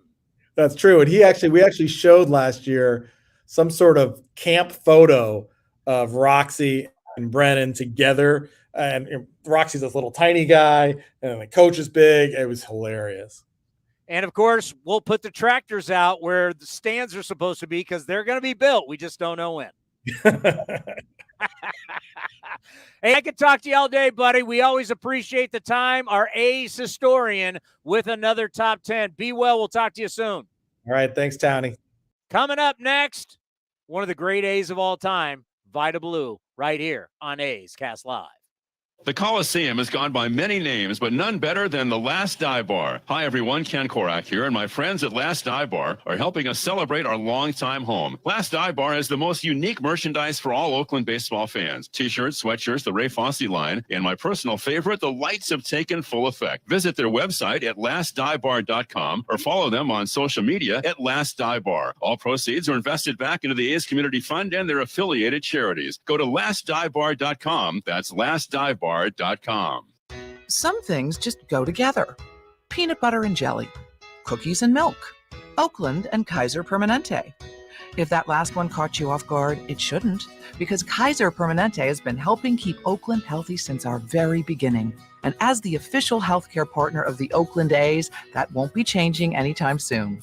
Whatever you may need, you can trust Kaiser Permanente to help keep you feeling your best. Kaiser Permanente. Thrive. Visit kp.org today. What's it like having supersonic Wi-Fi from Xfinity? It's fast, like riding a cheetah fast. Kitty, U-turn please. Unbeatable internet only from Xfinity. Get supersonic Wi-Fi with a new Xfinity 3-for-1 bundle. Unlimited gig internet with a 2-year rate guarantee, a free streaming box, and add Xfinity Mobile. Go to xfinity.com/3-for-1, call 1-800-XFINITY, or visit a store today. Restrictions apply. Xfinity Mobile requires post-pay Xfinity Internet. After 24 months, regular rates apply to all services and devices. This is Chris Townsend for the Chicken Pie Shop of Walnut Creek. Great news! Our indoor dining is back, along with our beautiful patio dining. Come taste our world-famous chicken pie that has been served in Southern California for 83 years. The Chicken Pie Shop of Walnut Creek has one of the most dynamic menus, plus a full bar. Pot pies, gourmet burgers, sandwiches, salads, flatbreads, and more. Don't forget, we still do takeout and delivery. For all the information, go to chickenpieshopwc.com. That's chickenpieshopwc.com. Humanity has accomplished a whole lot so far. We created penicillin, the automobile, and the internet, not to mention drones, duct tape, and the hot dog. It's all thanks to the power of human connections. And Ring Central's here to make that even easier, more seamlessly and securely, on a platform built to grow your business. Say hello to a whole new way to say hello. Visit ringcentral.com and say hello to possibilities. Ring Central. Message, video, phone, together. Unlock offers and receive exclusive in-game features by downloading the MLB Ballpark app for iPhone and Android today. Plus, get the latest information on game times, schedules, and more. Hey Ace fans, we've got a great deal for you. Get 4 tickets and parking for all Friday night games starting at just $39. Pick from great matchups, post-game fireworks and drone shows, giveaways, and more. Outside corner, ring him up. And Eaton can't believe it. Grab the crew and head to the Coliseum with friends and family any Friday night this season. 4 tickets and parking starting at just $39 for the whole group. Tickets are available at athletics.com. That's athletics.com. If you're looking for a new mattress, Nest Bedding has you covered. Sleep on the same mattress Hall of Famer Ricky Henderson sleeps on. Nest Bedding is a national brand with family-owned prices and service. You can shop at one of their Barrier locations, and all stores are sanitized and safe, or you can navigate their easy-to-use website, nestbedding.com. That's nestbedding.com. Green and gold fans, use the coupon code Oakland, and you'll get 10% off your entire order. Nest Bedding, love where you sleep. Innovation that's at the heart of Cal State East Bay, like at our Green Biome Institute, where faculty and students map genes from California's endangered plants, or how we open doors for local entrepreneurs at our Small Business Development Center. From educators to nurses to STEM professionals, Cal State East Bay has real impact throughout the region's neighborhoods, boardrooms, and entire economy. Be part of the innovation. Connect with Cal State East Bay at csueastbay.edu/impact. A's Cast Live continues from the town. Here's Chris Townsend. All right, everybody. If you are watching on Twitter, or which is AthleticsCast24 on Twitter, that's at AthleticsCast24, or on the A's YouTube page, you can watch the show live or watch it later. Of course, if you're listening on athletics.com/A'sCast, you can't see this, but I am holding up what, Cody? You're holding up the Pride Night hat presented by Gilead, which we'll be giving away on Friday, June 17th, when the A's take on the Royals. Show your pride and celebrate Glenn Burke Pride Night at the ballpark on June 17th. $5 from every ticket sold will benefit the Oakland LGBTQ Center, whose mission is dedicated to enhancing and sustaining the well-being of LGBTQ plus individuals, their families, and allies by providing educational, social, and health-related activities, programs, and services. These tickets are available at athletics.com/tickets. That's athletics.com/tickets. Remember, Friday, June 17th, that's next Friday, against the Kansas City Royals. That'd be our good friend Whit Merrifield, Sal Perez. 2-hit. And Bobby Witt Jr. 2-hit Whit. Oh, and our good friend, the HUD man, Rex Hunter. I love the Wonder Dog. Wonder Dog makes me want to feel like I could play again. It makes you want to run through a wall. Oh, I love the HUD man. Like, if I need an inspirational speech and life's going bad, I want the HUD man to deliver it. If in my last days on this earth, if I'm going out, have the HUD man show up to say goodbye, to make me feel good on the way out. Can you do that? Sure. Love the HUD man. All right. We celebrated the night. Do we have time? Yeah, it's 7 minutes. Still have time. All right. We'll have Chip Carey from the Braves, but on Saturday, I love him to death. He's one of the great A's. He's just a phenomenal guy. Can't say enough about him. What a great A he was. Here is Vida Blue as we celebrated the 1972 World Series team.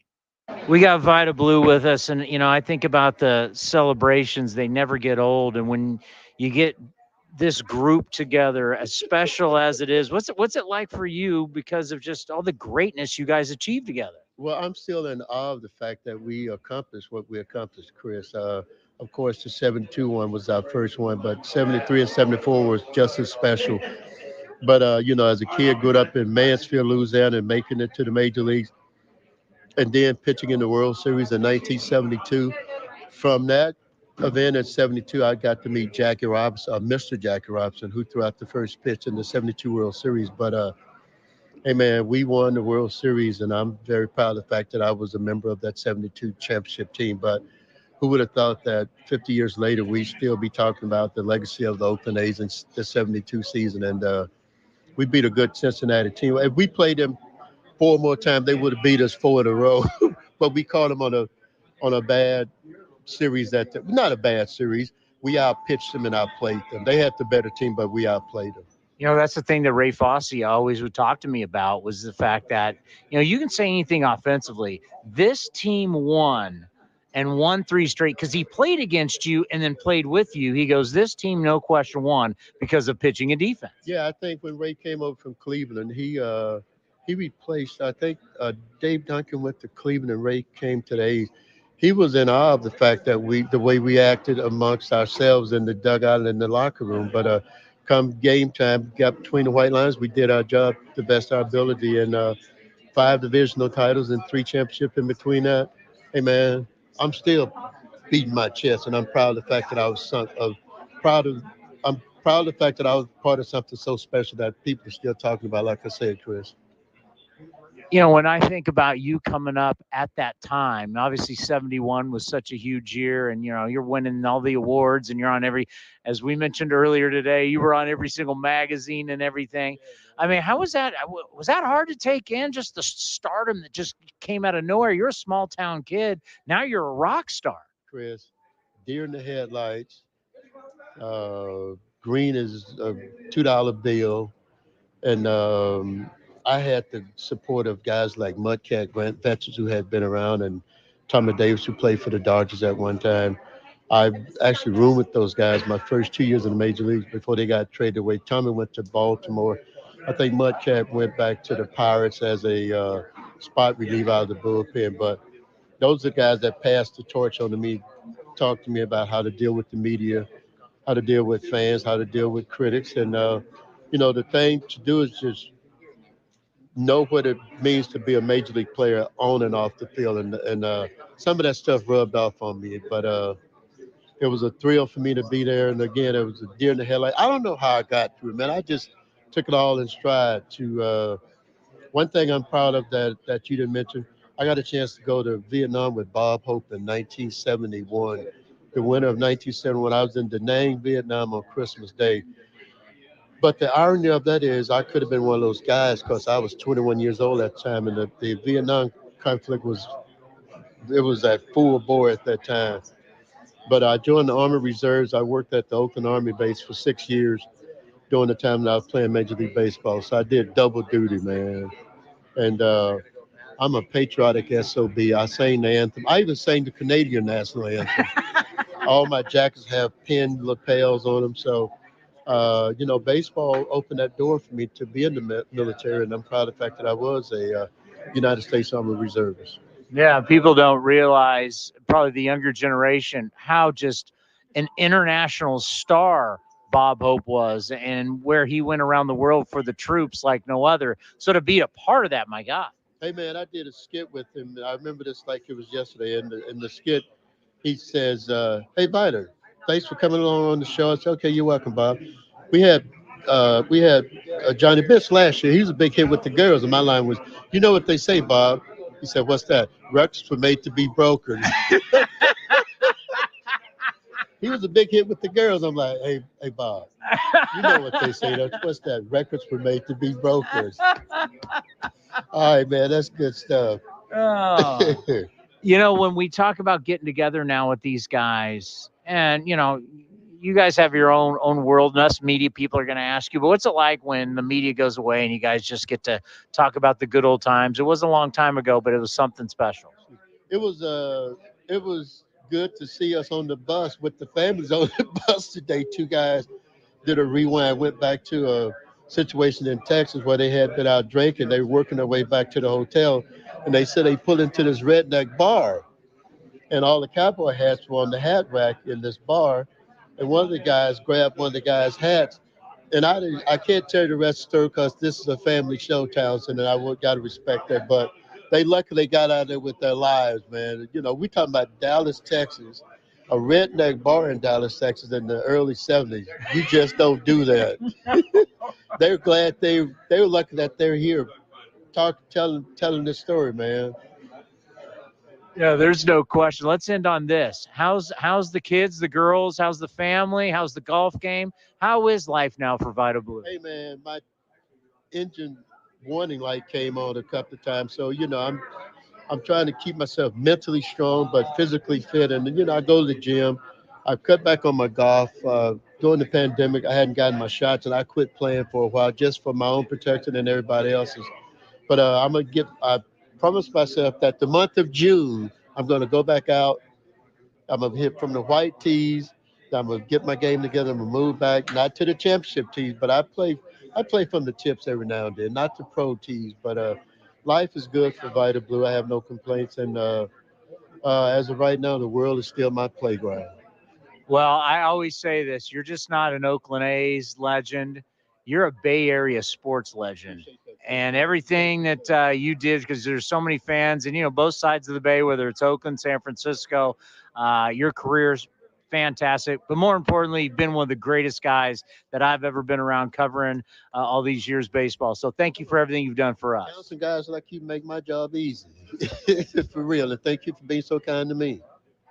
I mean, he really is. He's really one of the nicest guys, and it's genuine, and it's always really special to have a conversation with Vita Blue. He's truly one of the greats.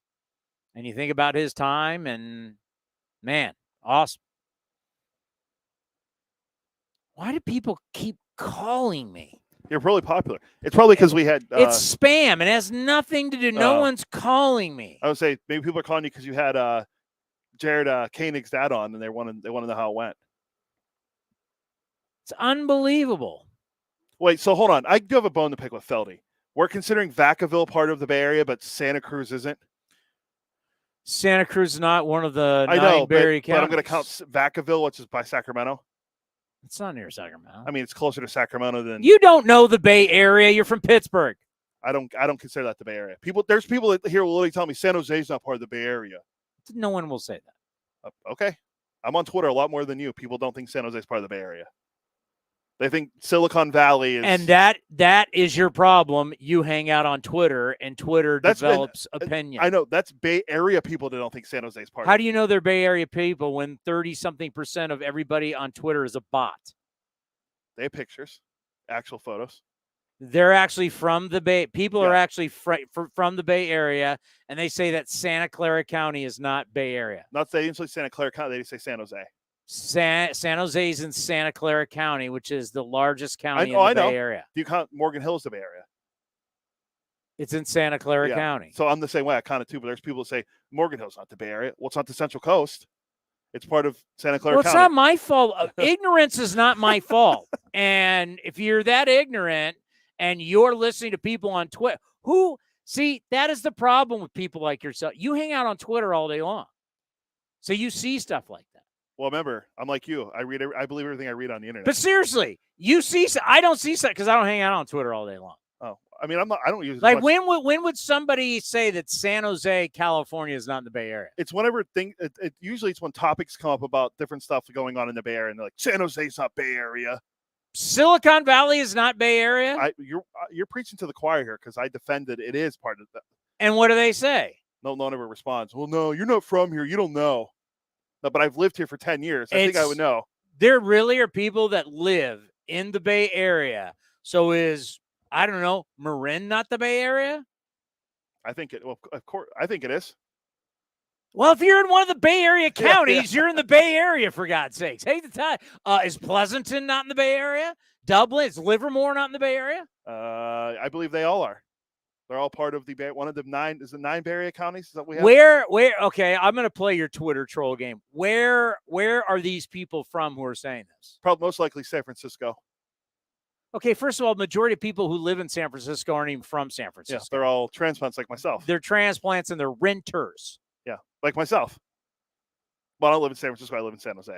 So you think so the people that you see saying this are from San Francisco, or they live in San Francisco? Yes. So I was looking at a text from Feldy. So people in San Francisco think that if you're not in San Francisco, you're not in the Bay Area? That's the elitist mentality sometimes I get from people, yes. So is like Palo Alto the Bay Area? Anything down the 280? Is that Bay Area? Down to it. Yes, it is. Well, it depends how far you go down, because then you're, because I'm sorry, I was thinking of 35 and 1. Then you're getting closer to Santa Cruz and Half Moon Bay. So Half Moon Bay, part Bay of the Area. Yeah. That's just, you know what that is? We just gave time to pure ignorance. I was looking to see what people are saying, and people are saying, one guy was saying that he was getting calls from random phone calls and spam from Hayward, like you were getting potential, spam calls. Oh, I got I'll even give you a message, folks, that I got while we were doing the show.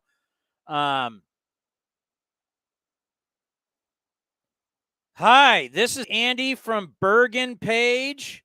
Just calling you back just to let you know that your screws are not yet there. They've been sent out, possibly could be here by today. So if you want to give us a call back this afternoon, I can. Screws? What is that? What? I haven't ordered any screws.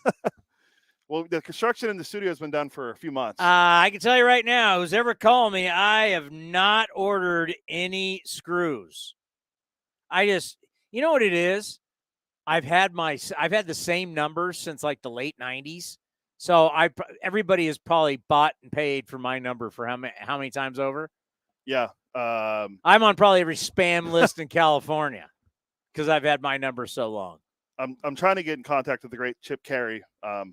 He was supposed to join us via video, so I'm asking if he's having problems getting in, or because we'll see. Maybe the Braves are doing a media session that he forgot about, or I don't know about. Golden Road. What are we playing? Oh, the 6-pack of tickets. Yeah, I'm just promoting ticket sales and everything's going on at the ballpark this summer. Next here, I'll switch suites.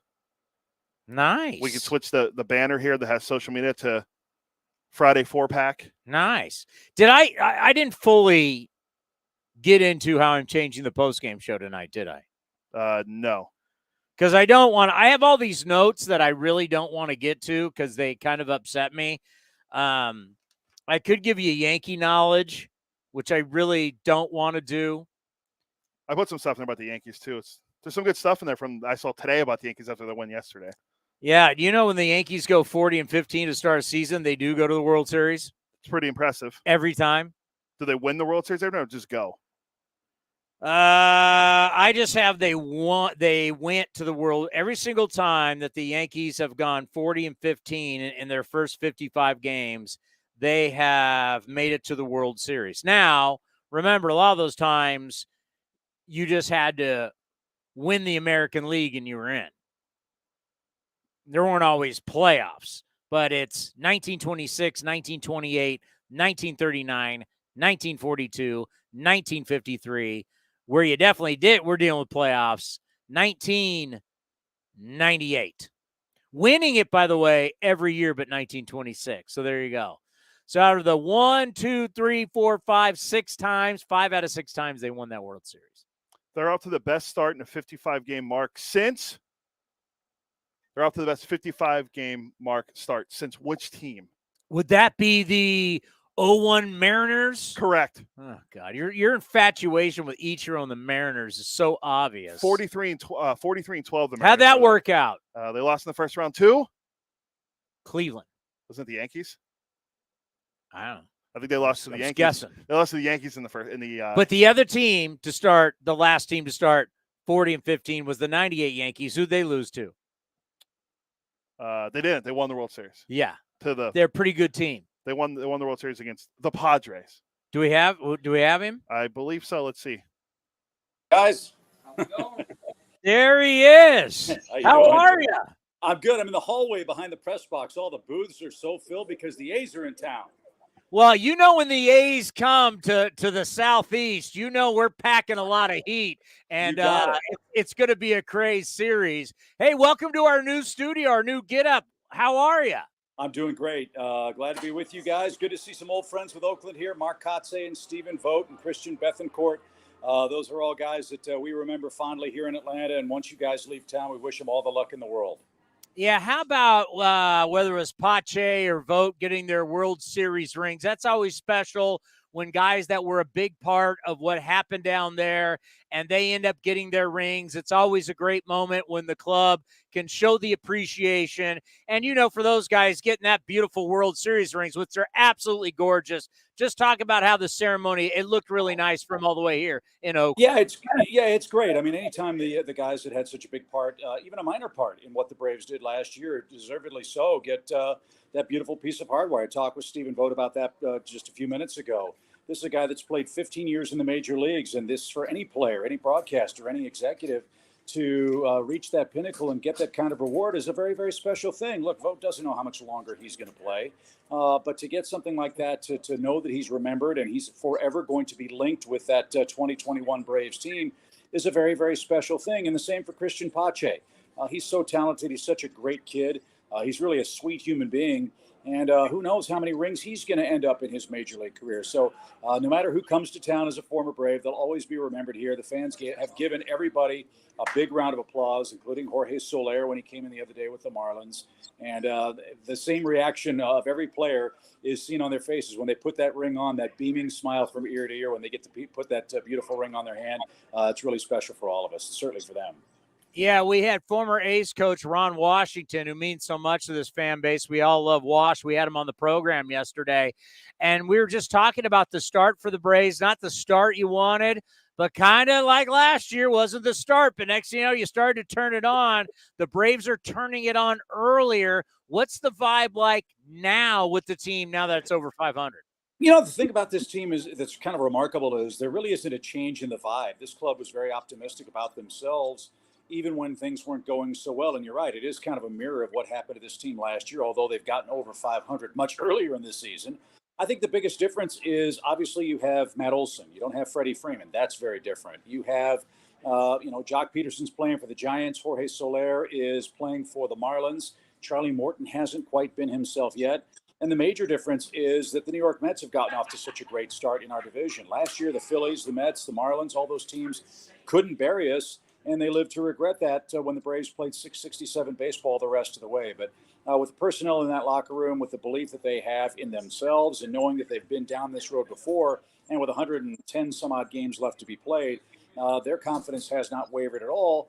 And quite frankly, after their road trip in Colorado and Arizona, before they went to Colorado, Brian Snitker had a team meeting and said, look, guys, we got to concentrate on the little things and start concentrating and focusing a little better on playing winning Braves baseball. They haven't lost a game since, and all those little things have added up to this nice winning streak and has them trending in the right direction as we get into the middle days of June. We're always going to root for our buddy Matt Olson. He's such a great guy, and we're happy for him to go back home as he grew up a Braves fan and got that nice contract. But, you're trying to replace Freddie Freeman. Freddie Freeman was like the new generation Chipper Jones. Just now that we've gone almost, 60 games here, what is that whole Freeman being gone, Olson being in?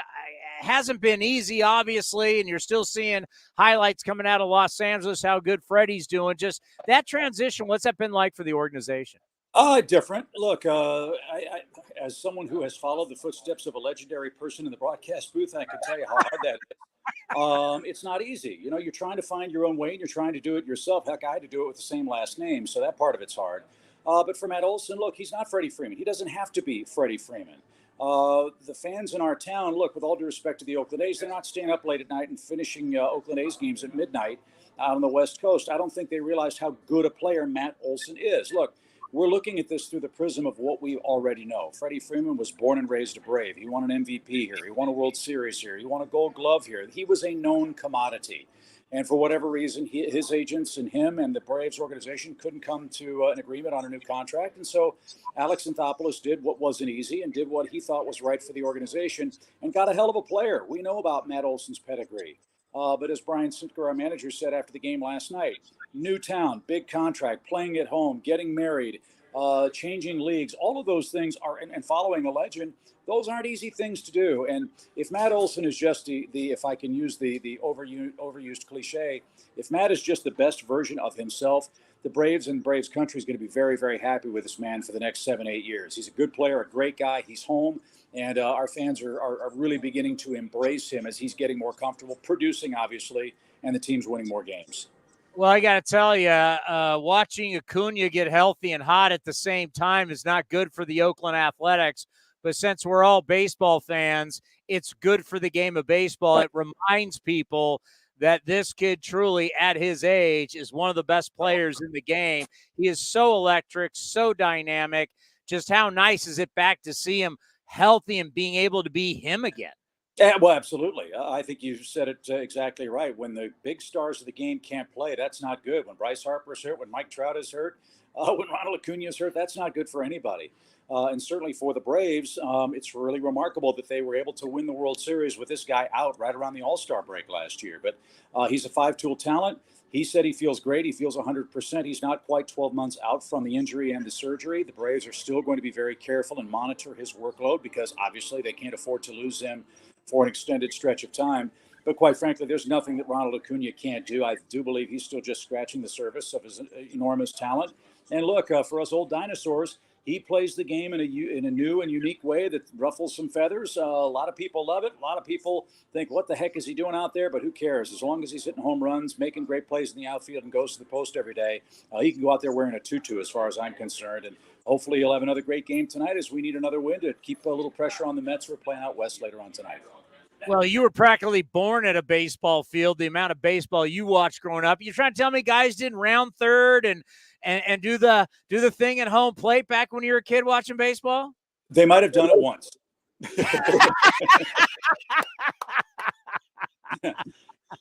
But to each his own, you know. And look, like I said, it's an entertainment business. And I don't have a problem with it at all. As long as the hitters understand that it's fair game. If the pitchers strike them out, they can do cartwheels and do whatever they want to do. I think it adds a lot to the beautiful stew that is baseball. It's a multicultural game. It's a multimedia game now, and in some ways, it is played like a video game, which is not a bad thing for the audience we're trying to attract. And like I said, some old timers might take exception to it, but if the hitters are going to do the ice tray and they're going to do the Punisher like LeBron, then the pitchers can do the same thing. And if it makes for great TV, as a TV guy, I'm all for the entertainment factor. Yeah, I got to think. I know with our players, and, you know, it's been a long time since we've seen a dust up for something like that. I got to think just these younger players, they just don't care. They just understand it is part of the game, and a lot of them enjoy it. Yeah, well, they grew up with it, right? Yeah. And so, I think that's the key word. They enjoy it. And look, it's not my game. It's not the old owner's game. It's the player's game. It really is, and it's the fans' game. And the fans like this kind of thing. I think there's a line that maybe exists in our sport, but you think back to the old days, the old unwritten rules, and look, you can't do this, you can't do that. Baseball was so staid, and everybody had to wear the same color shoes and all that kind of stuff. Look, our game is in the economic battle of its life with all the other entertainment options that there are in the world. We've got 8,000 cable TV channels. We have more sports leagues than ever before. Anything that is done to draw eyeballs to our sport and showcase the remarkable talent that we are seeing, the generational talent that we're seeing in our game right now, I think is a good thing. And if that means it's a bat flip or a pitcher, getting excited like Tyler Matzik did when he struck out Mookie Betts in the playoffs last year, I say bring it on. The more the merrier, because we need eyeballs on the game. We need eyeballs on these great players. We need these great players on the field, and that's a big part of the entertainment value that they provide us every night. Speaking of entertainment, we're seeing our game really become, we're a platform. We've got games to offer, and that's why, in our neck of the woods, Silicon Valley, the Apple, Amazons of the world, they're interested in us because we provide we're a platform. We've got games every single day and Peacock for Sunday mornings.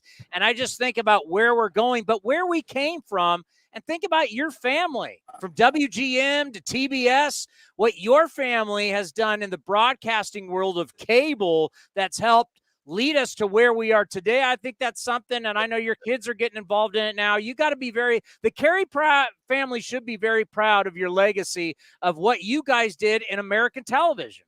Well, thanks. My grandfather first started with the Cardinals in 1945. He saw almost every at-bat of Stan Musial's career. My dad started in 1976 with the Braves here with Ted Turner on the Superstation. I started with the Braves in 1991 and went to the Cubs and then came back here. So, yeah, a member of our family has been doing Major League Baseball for, 77 years, if my math is right. And my twin sons are doing the Arizona Diamondbacks AA affiliate in Amarillo. And hopefully they'll be able to carry the torch forward in our sport. But, yeah, we're undergoing massive changes in the industry, whether streaming is going to be the answer, whether the ball clubs take the product in-house, whether the RSNs continue to flourish as they have for so long. As I said, whatever the outcome of that is going to be, the bottom line for me personally is I think baseball needs to do a better job of making our games more accessible rather than more exclusive. And with streaming, there are a lot of people that don't understand that don't do it. And anytime you take games away from them when they're used to seeing 155 of them, I don't think that's the best idea. But I don't get a say in it, and I just show up to work when they tell me to come and hopefully keep people entertained and informed for 9 innings. Now, I have twin girls that are 16, so I'm wondering, have your sons gotten an agent, and are they a package deal? No agent, and no, they're not a package deal, but they are working together, which is a lot of fun. They have very distinct and unique personalities. They are identical twins. And one's doing play-by-play, the other one does color, and then they flip-flop during the course of the game. But they're really, really great kids. They look like their mom, thank God. They have their mom's temperament, thank God. They have their mom's talent, thank God. So they're going to supersede me in a big hurry, and I couldn't be prouder of them because as good as they are behind the microphone, they're even better as human beings. So I'm really, really grateful for the job my wife and my wife's family has been able to provide while I'm off saying ground ball to second in Pittsburgh on the 4th of July every year. I know. It's amazing. Hey, what are you doing for Memorial Day? I'll be working. Hey, I'll be working. Enjoy the vacation. Yeah, exactly. Yeah. We always appreciate the time. You're a legend in this game. And, from a kid, when I was a kid growing up in San Diego, we got WGN. I'm talking like real early. And that's when I first started watching your grandfather. So to watch all of the Careys, and then we're going to watch your sons is special. But personally, for you to come on this show, A's Cast Live, and help us out while we're growing here, not only from a standpoint from radio and streaming, but now television. Thank you so much for the time. You're a legend in our game, and we always appreciate it. Well, you're way too kind. And as I say to people all the time, I'm as full of you-know-what in person as I am on TV. So hopefully that came through in the interview. And I love your banner over your left shoulder. All of us who love the game and appreciate the history of the Oakland A's, we all miss Ray Fosse. He was a wonderful man, and hopefully his legend and his memory will live on in Oakland just as much as my dad's here in Atlanta and Harry's in Chicago will. So best wishes and best thoughts always to Ray Fosse and the A's family over that very, very sad loss. Be well, and let's talk later this season. All right. Look forward to it. Good luck to you guys. The great Chip Carey right here on A's Cast Live. How cool is that? Huh? From the press box at Truist Bank Field. What is it called now? Truist Park. Truist Park. What is Truist? Has got to be a bank, right? Yes, in the greater Atlanta area. I don't know. I was just in Atlanta. I don't bank with them, but I'm sure that's what it is. Sure, it's not Waffle House. There's a Waffle House on every corner in Georgia. Never been to a Waffle House.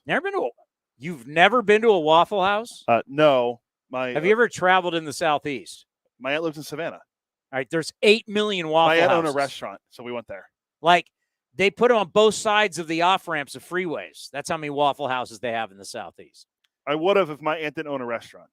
So you got to, support family business. Kind of like how your family goes to the chicken pie shop when they come here. Well, I mean, you can go to the chicken pie shop at Walnut Creek, or you go to the San Diego chicken pie shop if you're ever in San Diego. Yeah, exactly. Why would I go to Waffle House when I can go to local restaurants? Because there's 8 million of them. It's like one of the greatest Waffle House. Anybody listening right now or watching right now who is from the Southeast, you know what I'm talking about. Waffle House might be the greatest restaurant business idea ever. They have thousands of them. What do? Breakfast, some little dinner stuff, sandwiches, coffee. They claim to have the best coffee. I was there a couple times. driving through Georgia and South Carolina recently in my adventures of going to, this little sporting event they call the Masters. Well, flexing right now is what the kids say. Doesn't everybody go to the Masters? Yeah, I'm going next year. Actually, I'm going to go watch the Live Tour. I'll go with you on that. I'm full support. I'm in full support of free agency. I love it. I see Bryson and Patrick Reed are now reportedly joining the tour. With Phil and Dustin Johnson, let's get it going. Led by the Shaq, Greg Norman. People are so up in arms over this. Can you imagine this year during the lockout if baseball players had an opportunity to play in a different league? How many players, if they could have got out of their contract and gone playing in a different league? Oh, that it'd was be more paying than, a ton of money. It would be more than one. How many guys would say, all right, I'm out of here? Well, I just love everyone going, well, Dustin Johnson's only doing it for the money. That's $125 million. I would. Same with Phil. I'm pretty sure I would go for the money too. How many of our players during this lockout, if they could have got rid of their contract and got signed for more money in a different league, would have said adios? How many guys in the NFL would do that right now? A lot of them. 99.9% of all guys. Hey, come join our football league. We don't have a salary cap. Yeah, then the NFL is a completely different animal. They would some guy would threaten the league. They had the challenge of the USFL back in the day. Well, the USFL. How are we on time? These start times in Atlanta are messing me up. It's 3:20, so we still have about 10 to 15 minutes. All right. We can't get into this. Hey, by the way, do you think the Cary kids will have you think they'll be able to get a job? I think they'll be okay. I think they'll. Are they like the Kuipers? If your last name's Kuiper, you got a good shot. Wow. Not shots fired. I agree. That's not shots fired. I believe this. I believe Chips, everywhere you go in our business in the Bay Area, there's a Kuiper. Yeah. I believe. I mean, Dwayne Kuiper's. I remember he was a little kid. I mean, Dwayne Kuiper's kid is now on television. I mean, if your name's Kuiper, you've got an opportunity. I was going to change my last name to Kuiper. I believe Chip's kids are calling AA ball in like Oklahoma City or Tulsa. Glenn's kid's going to graduate from high school soon. Is he going in the broadcast? We should ask Kuip next You time. guarantee? You kidding me? He's going to be on Ace Cast Live. Yeah. He's going to take my job. Yeah, you're out. Chris Townsend and what's it? God, Jack Kuiper. Chris Townsend and Jack Kuiper here at Ace Cast Live. We were talking about the Yankees. Actually, I think he's a football player. He's probably got better things to do than what we're doing.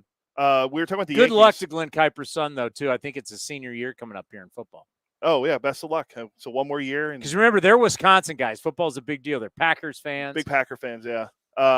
Aaron Judge hit Go Pack Go. Hit his 22nd home run last night. He's on pace for. So what? He's on no because. So what? Everything I listened to is Aaron Judge this, Aaron Judge that, Yankees. Winning the playoffs. He's on pace for 64 home runs. You know what? Let them win all those games. Let them do all that stuff, and then they get in the postseason. They can't hit home runs, and then let's see. Let's see if they can slug their way to a World Series victory. When is the last time they've been in the World Series? That'd be 2009. And every year, don't they hit a ton of home runs? Yes, they were second in baseball in 2019. Wake me up when they make the World Series, and then I'll fall back asleep. Wake me up again when they win it. It's been since 2009. They've been running the same formula. Your boy, Jameson Taillon's unhittable now. Garrett Cole is using spider tack again, allegedly. Wait, they're not even the best pitcher on the team. Oh, Nestor. Don't sleep on Nasty. He could be the All-Star game starter. You can cut fastball all you want till the postseason, baby.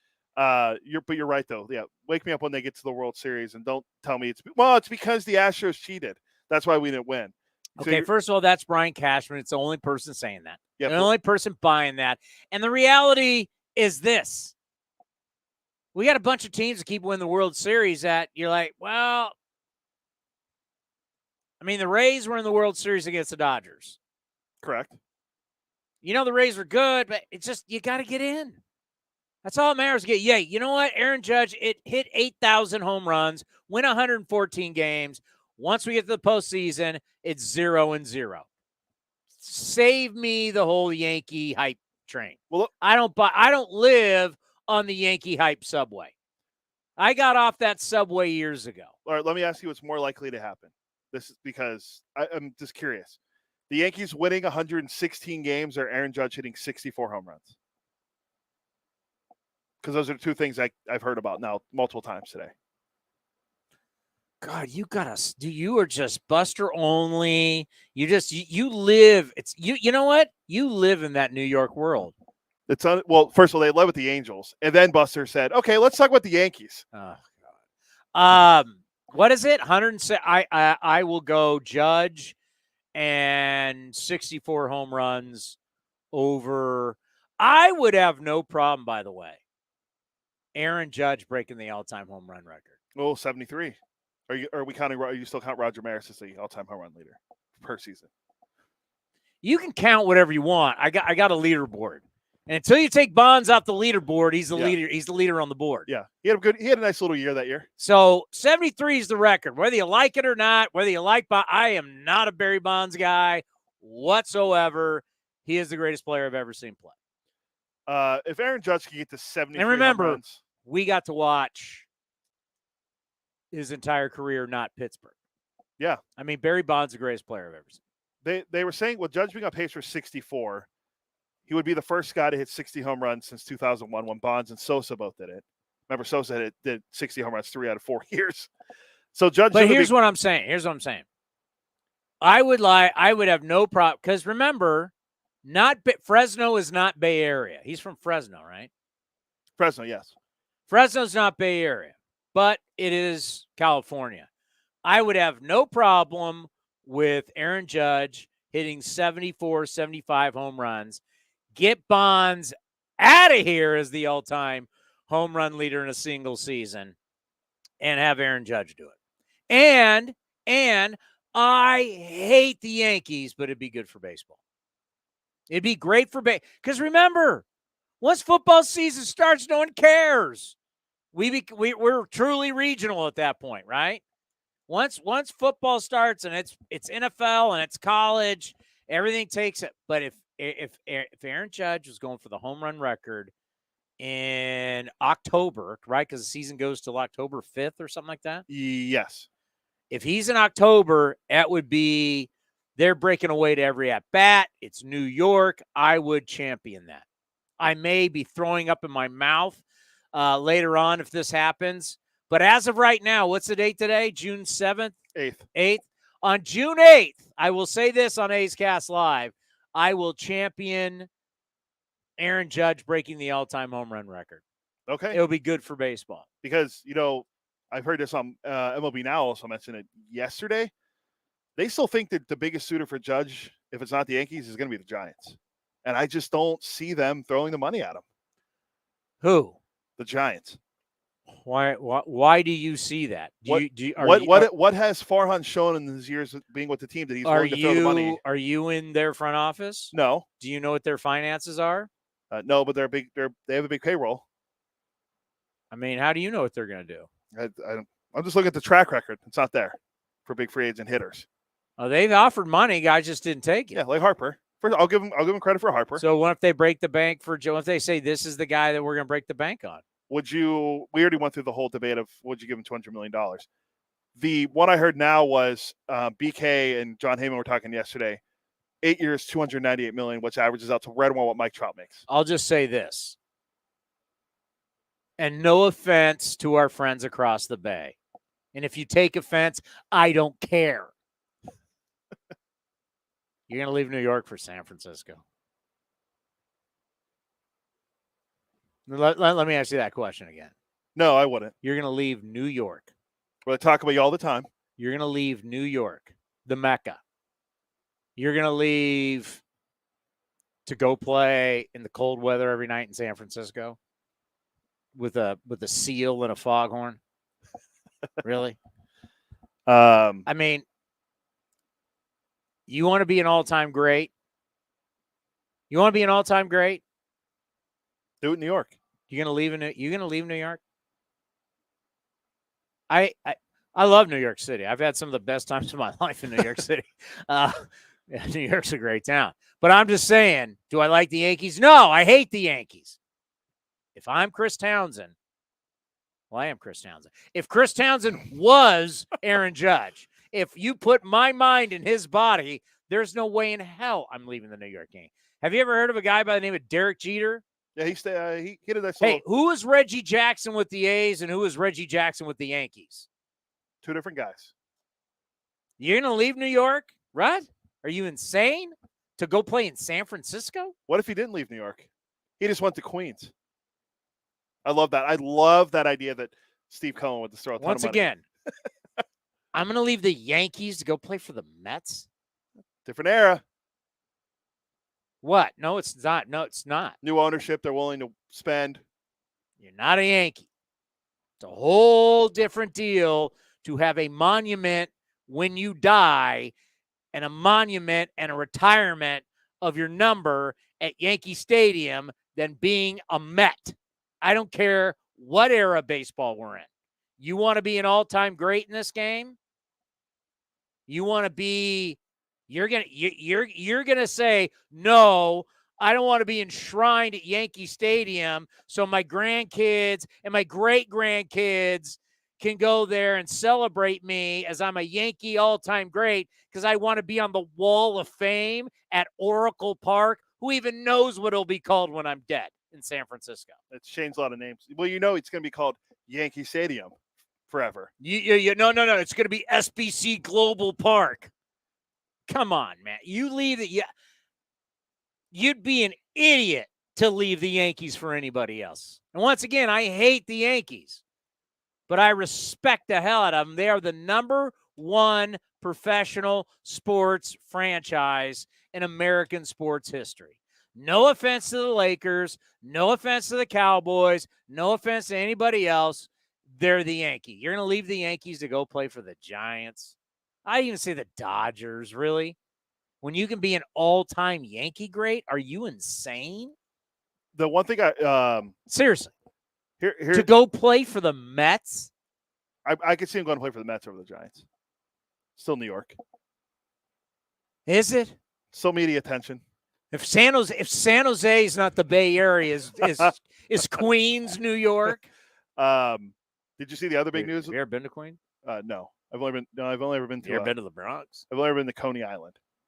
Let me tell you something. The Queens and the Bronx. It's not Beverly Hills. I don't know if you saw this today. Like for Giants news across the bay, I figured we always talk about this guy because everyone tells me he's going to be a Hall of Famer. Joey Bart sent back to AAA today. Did he strike out on the way back? Hey, how about the caller last? Did you hear the caller last night wanted to compare the Giants to the A's? How so? I didn't hear it. No. So a guy calls in the postgame show and he goes, "Yeah, the Giants don't have anybody, but they keep winning." I'm like, "What? Have you seen their stats?" Like he's like, "The Giants suck, but they win." No, you know what? Now I totally don't remember what his point was, but it was something about Giants and the A's are similar, but the Giants win. I go, "Yeah, that's not the case." Yeah. Giants still have some guys with rings. Yeah. They still have some guys with experience. Yes. And they built a team that hits home runs. Also true. And scores runs. Also true. So I went over, I'm like, well, Giants are what? Third in runs scored, sixth in home runs or something. The only thing I would think I would compare the A's and Giants to right now, maybe their starting staffs. We're 18 games under 500? Starting pitching, I'm talking about. We're 18 games under 500. You're 18 games under 500. Is it 18 or is it 17? What's our record? Does it say 20 and 37? I don't even want to look. We are 20 and 37. We're 17 games under 500. Let me do this for you real quick because I did this yesterday. I'm just going to tell you that when you're 17 games under 500, don't be comparing yourself to anybody. They're currently on pace to have the worst record in baseball. Don't. But that's all I'm getting at. I'm trying to compare this. Well, I'm not telling you don't say that. That's what I'm saying. Don't compare yourself. I mean, who are you going to compare yourself to? The Tigers? Well, they beat the Pirates. They swept the Pirates of Pittsburgh, so they're winning. Yeah, well, but we're like 1 and 2 in slugging percent. Worst slugging percent. We're like, it's a race to the bottom. Yeah. Right now, the A's are 20 and 37 through 57 games. They're currently on pace, according to Piscotti, to have the worst record. They're going to finish with over 100 losses, which will be only the second time in Oakland athletics history, along with 1979 when the A's went 54 and 108. They started 18 and 39 that year through 57 games. They were 11 and 20 at home. The worst year under Billy Beane, since he took over the organization in the late 90s, was 2015 when he went 68 and 94. Their record through 57 games, 23 and 34. Their A's are 20 and 37 right now. Okay, this is what I'm going to get into tonight in the post-game show. So if any of you are my post-game show callers, I don't want to hear the same stuff. I'm tired of hearing the same stuff. You got to come with something a little different. We got to come with something creative. You just can't call up and say these guys are not going to win. Okay, Captain Obvious. Can you get me a drop of Captain Obvious? Oh, that's what's that commercial? Old Spice? Is it Old Spice, or I thought it was at hotels.com. Oh, yeah, that's right. It's not Old Spice. He just looks like the Old Spice guy, kind of. Yeah, I think it's. Give me some Captain Obvious, because I'm tired. I mean, that's great. Team 17 games under 500, and you can call me up and tell me they're not good. Well, how'd you figure that one out, Sparky? I need more than that. Yeah, I don't think so. Thank you. Yeah. They going to win the World Series? What is in up? Oh, here we go. Yeah, I don't think so. That Larry David commercial really for Bitcom or Bitcoin. Bitcoin. Larry David. Oh, well, if you watch Curb Your Enthusiasm, just watch it. Yeah, I don't think so. So I want some unique calls tonight, and I'm going for it. I need unique. I can't. Great, you're going to tell me they're not good. They're 17 games under 500. You might get unique because if Jared Koenig pitches well, maybe people want to talk about him. All right, there you go. Can we put him on the list of top 10 players from the? Well, Feldy says he's not from the Bay Area, but I think he was born in San Jose. I should have asked his father that. You heard his father. The Greg Koenig, who was on earlier, right when we started the show. I've known his father for years. If he's from San Jose, I mean, or maybe he's born in San Jose. Yeah, but remember, Feldy prefaces by saying you have to go through your primitive years in high school. He's Santa Cruz all the way. Yeah. Then. Yeah, okay, because if you want to go born, take Ricky Henderson, throw him out. True. Chicago. Wasn't born here. Was not born here. Did not grow up here till he was, 2? Yeah, 2. So those first 2 years, which are so big for your growth, he was not here. Well, I'm going to promote this on there real quick. You mentioned Ricky. We're going to have Howard Brown on, who wrote a new book about Ricky Henderson. It just came out yesterday. Howard's going to be on with us tomorrow at 1:30, so we can talk to him all about Ricky Henderson and his days with the A's, the Yankees, the Mariners, Angels. He might have been born in Aptos. Sorry, not Angels, Padres. He might have been born in Aptos. Hey, first of all, I don't want to hear about – I'm going to tell you right now, when I interview him, I'm not talking about Ricky Henderson as an A. I'm not talking about Ricky Henderson as a Yankee. I'm talking about Ricky Henderson as an Angel, as a Red Sox, as a Dodger. Blue Jay. Mariner. No, Blue Jay was Padre. Who am I missing? Met. I want to know about Ricky Henderson as a Met player and a Met hitting coach. He told a good story because Howard was on MLB Now yesterday, and he was telling – I guess back in '94, I think his first year on the beat for the A's. He covered the A's for like 1 year. And he said it was his rookie year, and they were asking questions on the bus, like, where were you when Joe Carter hit the walk-off home run? And people are telling stories, and Ricky on the back of the bus goes, I was on second base. That's what he said. Yeah. So I'll ask Howard about that tomorrow. So Ricky was on second base when Joe Carter hit the walk-off, yeah. So what was that? Say that again? So Howard Bryant was on I believe it was his rookie year on the beat covering the A's. And they were on like the team bus, and they were talking about like, where were you when Joe Carter hit the walk-off home run against the Phillies? And everyone went through and named everything. And Ricky yells from the back of the bus, I was on second base. Quickly. Sorry, it was 98. My bad. It was 98. That was when Howard's first year on the beat was 98. Quickly. Last team Ricky Henderson played for. Dodgers. Dodger, great Ricky Henderson. Or are we not counting that team in like Long Beach? Because he played for a team in San Diego too, like the Waves or something like that. Yeah, so we're not counting them. So it went Oakland, New York, Oakland, Toronto, Oakland, San Diego, Anaheim, Oakland, New York, Seattle, San Diego, Boston, L.A. That was your Ricky Henderson order of teams. I can't wait to talk. 1979 all the way till 2003. Now, Vince and I did the documentary on Ricky during the lockout, but Howard did his whole career. Like Vince and I did a lot of that, but Howard went through and did a bunch of, like, I'm going to try to get a copy of the book for us so we can check it out. But I just want to hear what the stories he heard was that we might not have heard already. Which team did Ricky Henderson play the least amount of games with? Padres. No. Seattle. No. The Angels. Anaheim Great.